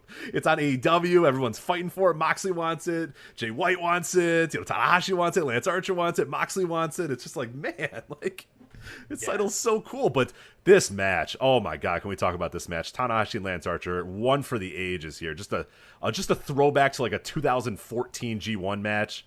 Lance Archer just coming back and he was incredible in this match. Tanahashi is always great. Still remains great. I think he'll be great forever. I can't imagine this guy. At some point, he's going to break down and start being bad. I don't know when that's going to be. It's not this year, that's for sure. But I thought this was one of Lance Archer's best individual performances ever. He was so good in this match. Yeah, maybe his best ever.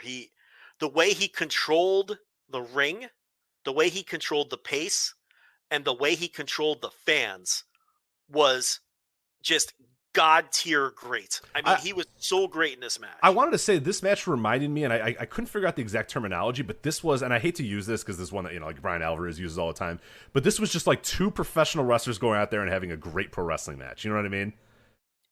They didn't do too much. It was just a professional as fuck wrestling match. Yeah, you turn around by the end of it, and, I just heard you talking about Tanahashi. Eventually, he's going to break down. But the thing is, he didn't do much here physically. He sold his ass off, and he's like the biggest babyface on earth, so it's so easy to get sympathy, and it's so easy to get heel heat just beating on him. And then he made his comeback at the end, and he did his sling blade clothesline, and he did the frog splash and all that. But he didn't take a bunch of huge bumps. This was Lance Archer more beating on him than throwing him around. And the pacing in this match, I mean, sometimes people talk about pacing, but this is a perfect example of a match. I would show this in wrestling school to teach big men how to work and control a crowd and set up a babyface for a big comeback at the end of a match, because this was just picture perfect work by Lance Archer. And you're right. I think this is arguably the best performance of his career. I think about the AJ Styles G1 match from about 2014. Yeah. I want to say the year was, where AJ won it with the calf crusher. I think about the Will Ospreay G1 match in Dallas, where I think Lance Archer, that was kind of his coming out party and the start of this great run that he's on now. I think of both of those matches that immediately come to mind, and this one. And I think in terms of, this is the kind of match where I'm sure we have some, if there are some of the wrestlers who listen to our show, I would love for them to, come in the DMs if they're more comfortable with that and talk to us about what they thought of his performance in this match from a wrestler's standpoint, of the pacing, the crowd control, he was in total control here. And I don't want to take anything away from Tanahashi. You need a guy like that for a match like this to work. And, Tanahashi sold his ass off, and he's this legend who's trying to fight from the bottom. Man, I love this. This was my other notebook match on the show, aside from Ishii and Moose. And I completely agree that this is this could possibly be the best work of Lance Archer's career right here in this match. Yeah, well, it's one of those matches, and that's why I mentioned like the good professional wrestlers having a great professional wrestling match, because it stayed at like a certain pace the entire time. It never overstayed its welcome. It never felt like it was getting, but it was just like little by little, just good, building to the crescendo, building to the finish, building to the final. And it's just like it flew by. Like I could not believe that 19 minutes had passed when the match was over, and that was just like you said, Archer. One of the career great performances from Archer here, but tremendous stuff here. Definitely, as we said, if you're looking for matches, definitely go out of your way to watch this one. I would say definitely go out of your way to watch Ishii and Moose, and then definitely go out of your way to watch the Will Ospreay promo. And then I don't know. I mean, everything else I think on the show was good. Like I would definitely recommend. I mean, it's easy as fuck watch. Easy as hell watch. A 3.5 hour show that to me breezed by. Yeah, absolutely. You just watch the whole show, honestly. I would really just recommend that. But if you're pressed for time, those two matches for sure. But I would really just try to. I mean, you could blow off the first 3 or 4 matches if you wanted to, sure. But they're such easy watches that why not just sit through them? I mean, the show doesn't drag at any point. No, it really doesn't. No, it doesn't. Yeah. And then Archer, gives the promo afterwards and talks about, but he basically put over Tanahashi big, and we shouldn't leave out that Moxley watched from ringside, and then Moxley was like mad that Tanahashi won because he wanted to get his hands back on Archer. So there's that too. But this obviously sets up the Moxley-Tanahashi match that, we all knew was coming. It's just a question of where. Are they going to make it work for All Out? Do it at All Out, please. It's going to be tricky with the flight. Yeah, for sure. Yeah. We heard that they're going to do it at Arthur Ashe, but that would mean Tanahashi is either not in the G1, which is unthinkable. Jesus Christ, yeah. It would either mean he's not in the G1 or he's jumping into the G1 tour a couple days late, which means they would have to adjust their schedule for him and he'd have to catch up on some of his block matches. But that's what we heard months and months ago. And when we heard that, the person we heard it from laid out all of the plans for the U.S. title that have all happened.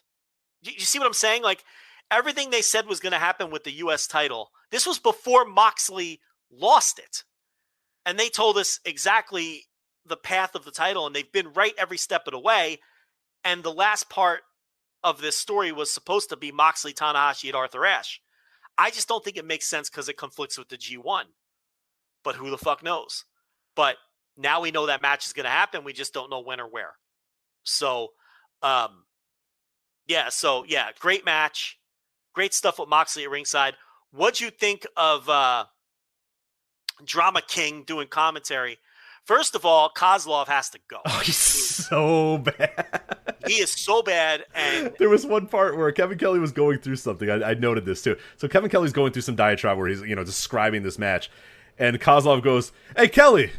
He goes, "Yeah." He goes, "You know what me and Jay White have in common?" And Kevin Kelly goes, "Well, what is that?" He goes, "Shawn Michaels was our favorite wrestlers growing up."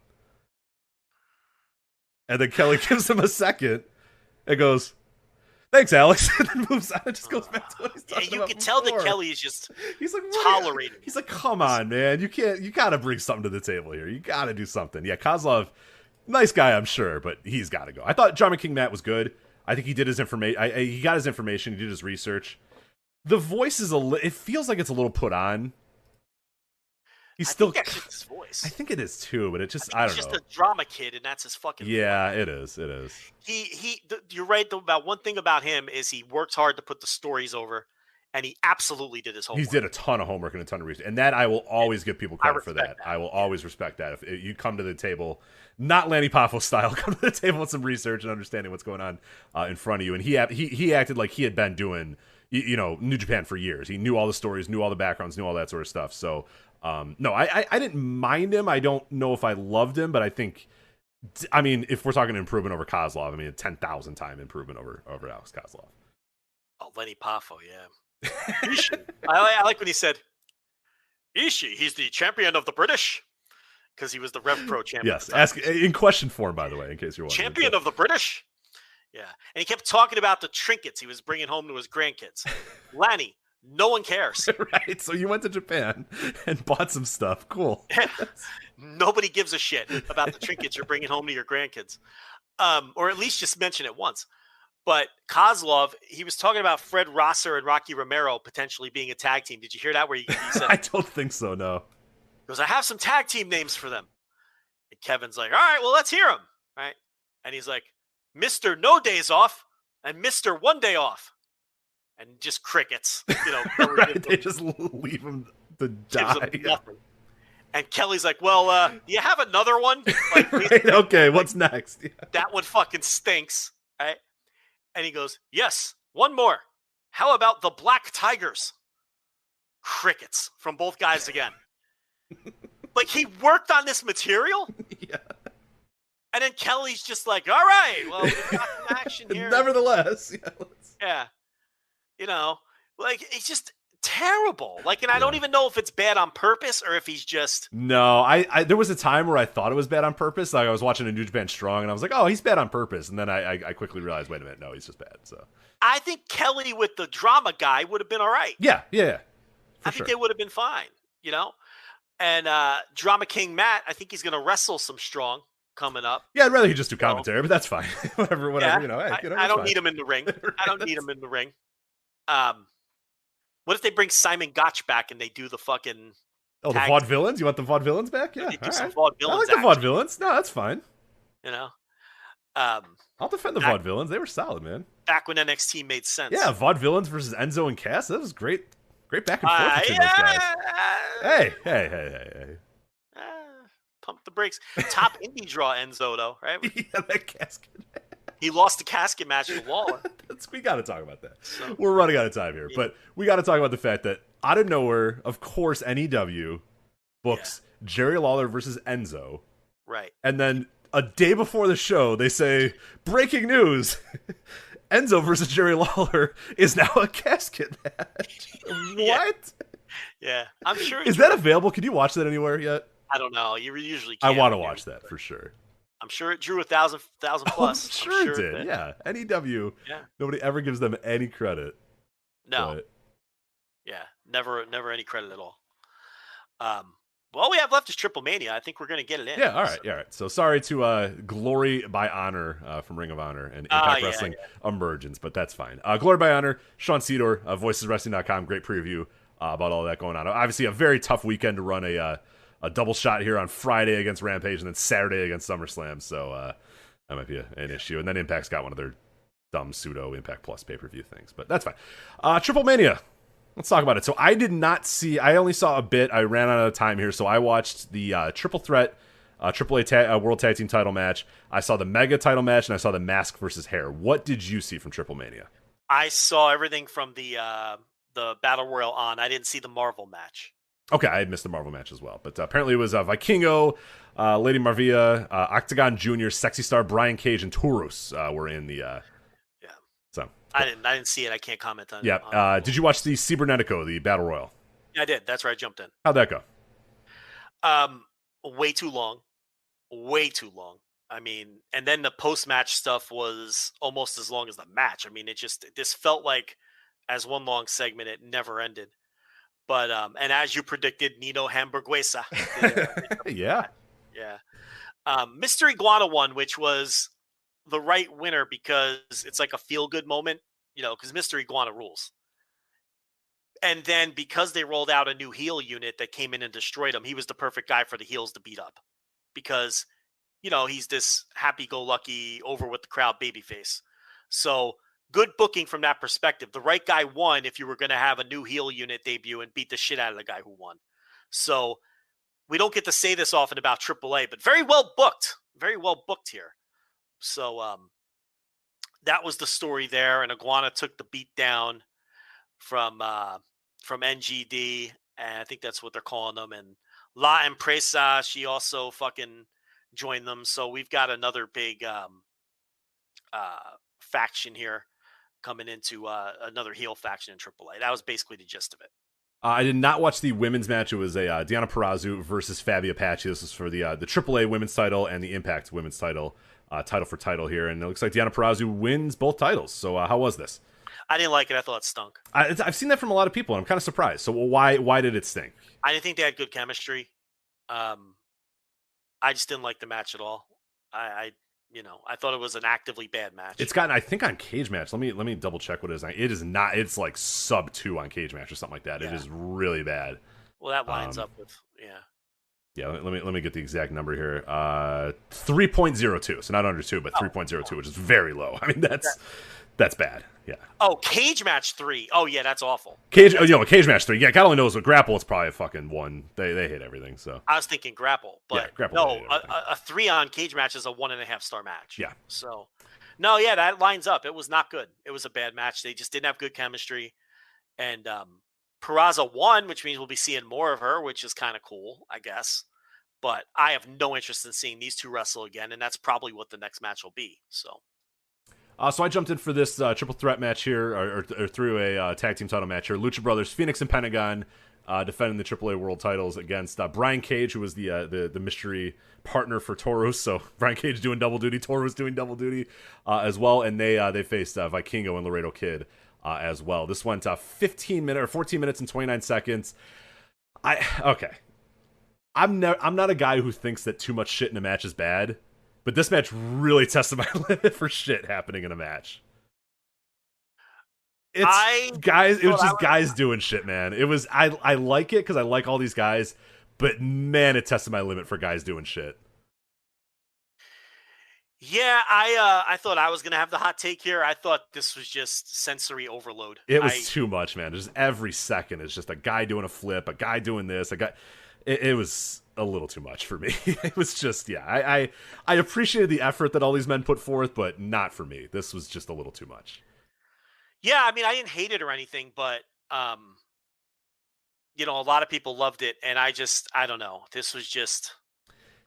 I can see it as spots. I mean, it was just every time, every second you turn around, it was a guy flipping onto another guy from the top rope, and it was like, all right, I think I got it. Like, it's, you know, I don't know. I wanted to like it a little bit more than I did, and I really was paying me when it was over, and I just went, man, that was just a lot. I just don't think I liked it that much. So, I don't know. Brian Cage shed his superhero gear and jumped in as the mystery partner. Yes. Here, so, it was worth it to hear Hugo talk about Brian Cage. And go, Brian Cage, Mister, get my shit in. And I was like, hell yeah, man. Yeah. That's awesome. Yeah. He goes, TNA, Brian Cage, Mister, get my shit in. So I was like, hell yeah, Hugo. Yeah.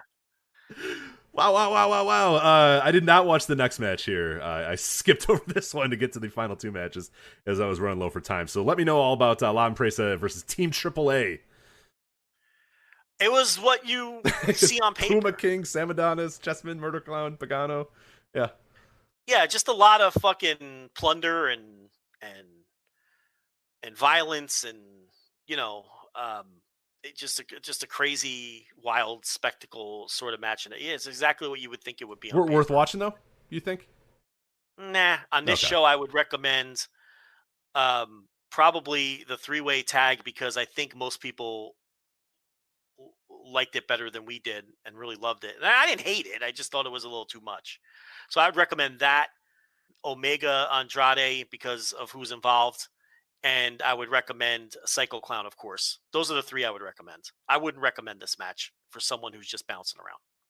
Let's get to the mega title here. Kenny Omega comes out and defends the title against Andrade, who brings out Ric Flair. What do you think of Ric Flair appearing at TripleMania? I think it was, once he got in the ring to do spots, I cringed a little, but it all came out fine. This is what I was talking about a few weeks ago with him. He's getting, and like, obviously Ric Flair's been old for a while. He's getting really old. Like, he can't really walk that well anymore. Yeah. He can't move. You know what I mean? Like, it's hit me in the last few years that he's just really getting old. And I don't know, it's starting to lose a little bit of believability when guys have to go in there and sell for him and stuff. So I don't know. I hate to be a curmudgeon about it, but it didn't. Here it kind of worked. I mean, what do you think? I thought that his involvement. I thought it worked. I just meant it's getting to that point where it's getting kind of weird. Really in this one it worked, but I think you got to be very careful about what you put him in, who he's in there with, how they sell, how they do all that sort of stuff. There's just a lot that you got to do that you didn't have to do for Ric Flair over the last 20, 30 years, but I think you're going to have to start doing moving forward with him. So, well, Conan's like 25, 30 years younger and arguably worse shape. Yes, exactly. Conan walks worse than him, so yeah, for sure. So, I mean, but he put the figure 4 on Conan. They did the double figure 4 spot, and it came across fine. I mean, but you really have to pick your spots, like you're saying, with Flair. As far as the match, I thought it was a good match, but I didn't think it was a great match. And I think there's still something missing with Andrade. Yeah. It's just something's missing with him. I don't think he was bad in the match, but I'm waiting for the Andrade that we know that can be great. Just grab the shit by the horns. Just grab it and let's go. Like, come on, man. This is a big spot for you. You're with Flair. You're in the semi-main event against TripleMania. You're against Kenny Omega. It's for the mega title. Like, let's go. Let's get a little juice going here, man. I think Pac, to me, is his last chance for in my opinion, if we're ever going to get the old La Sombra back, because obviously the Seidel match was nothing special. I watched the tag again with El Hijo del Santo, and look, that was a different kind of match. He's not gonna. So I'll set that one aside, because that Piloto Suicida and Santo, two older guys in their 50s, and it was more of a true. It was like a Rudo Technico classic lucha match. That's a different kind of match, and I liked it. So I'll set that one aside. I reviewed it behind the paywall, $10 tier. But this one with Omega, it's like, it's Kenny Omega. And when Kenny Omega comes down here, he has great fucking matches every time. He's so good. That was going to be my point. We're running out of time here a little bit, but yeah, he's just the best fucking wrestler in the world. It's ridiculous the year that this guy is having. And he goes out there, and we talk about somebody just knowing the moment and grabbing it by the horns and just dominate. I mean, fucking Kenny Omega's doing everything in this match to make it great. Just and so and good. I mean, This is the difference between just a star anywhere he goes in Kenny, who can wrestle in Impact and be a star, and go to AAA and be a star, and wrestle completely different matches and make it work. And then you got, Andrade, who just like, you just, come on, let's go, come on. But even in this environment, I mean, he had great matches with Phoenix and Laredo Kid in this environment. Yeah. And Andrade had easily the worst match Omega's had, singles match he's had yet. And it wasn't a bad match, but it was a good match. It was a good, I would say like 3.25, 3.5, something like that. But that's not what you want out of these two guys. You want them to go out there and threaten match of the year lists. And there's just something missing in Andrade's performances. And to me, Pac is his last chance. That is his last chance with me. I think this might just be what this guy is now. Maybe he feels like he doesn't need to be what he was before because he's a star now and he can, I don't know what it is, but this match just never got over the hump from good to great. And that was disappointing. And then our main events, mask versus hair, Psycho Clown putting the mask on the line against Rey Scorpion and his slightly long hair. And believe it or not, Psycho Clown keeps his mask and Rey Scorpion loses his slightly long hair. So yeah, and they did the great Brazo de Plato. The tribute video was really good. Yeah, that was a great tribute. And I think Psycho Clown came out with his kids. Yes. Yeah. So, and it was a Psycho Clown match. I mean, I thought it went a little long. That was going to be my thing. Is I the match time was 23:35, and you could probably have cut safely 5 to 8 minutes off of that for sure. As they're just brawling outside the crowd. But it's fine. It's the TripleMania main event. So it's Psycho Clown. It's the TripleMania main event. And I'm sure the people there didn't have any problem with the length. So it's a minor complaint and probably a frivolous one. And you knew the result, but it was still entertaining in a Psycho Clown way. And Rey Scorpion loses the hair. He looked better with the haircut, in all honesty. I think that's going to work out for him. But yeah, no, I enjoyed it. So I enjoyed that match. I enjoyed Kenny and Andrade on some level, even if it was disappointing. And the rest there was definitely a range with the rest of it. With the Peraza Fabi Apache match being easily the worst thing I saw on the show, with the disclaimer that I did not see the opener. Yeah, I mean, I'm not upset that I watched it. I just didn't think anything blew me away. I thought Omega and Andrade, Omega's performance was great in it, but like you said, it was clear that Andrade, you just need a little bit more out of him. Ric Flair appearing was cool.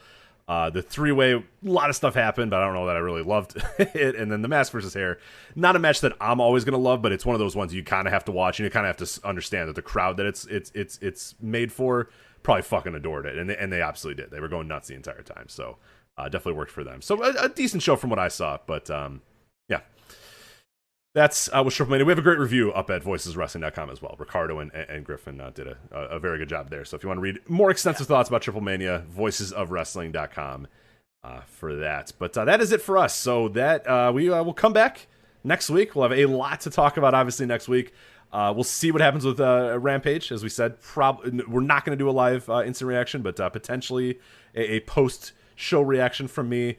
SummerSlam, don't look forward to anything for SummerSlam TakeOver. Don't look at anything, but we'll have all the coverage next week on the Voice of Wrestling Flagship. So anyway, for Joe Lanza, I'm Rich Craich. We'll talk to you next time on the Voice of Wrestling Flagship Podcast. Take care.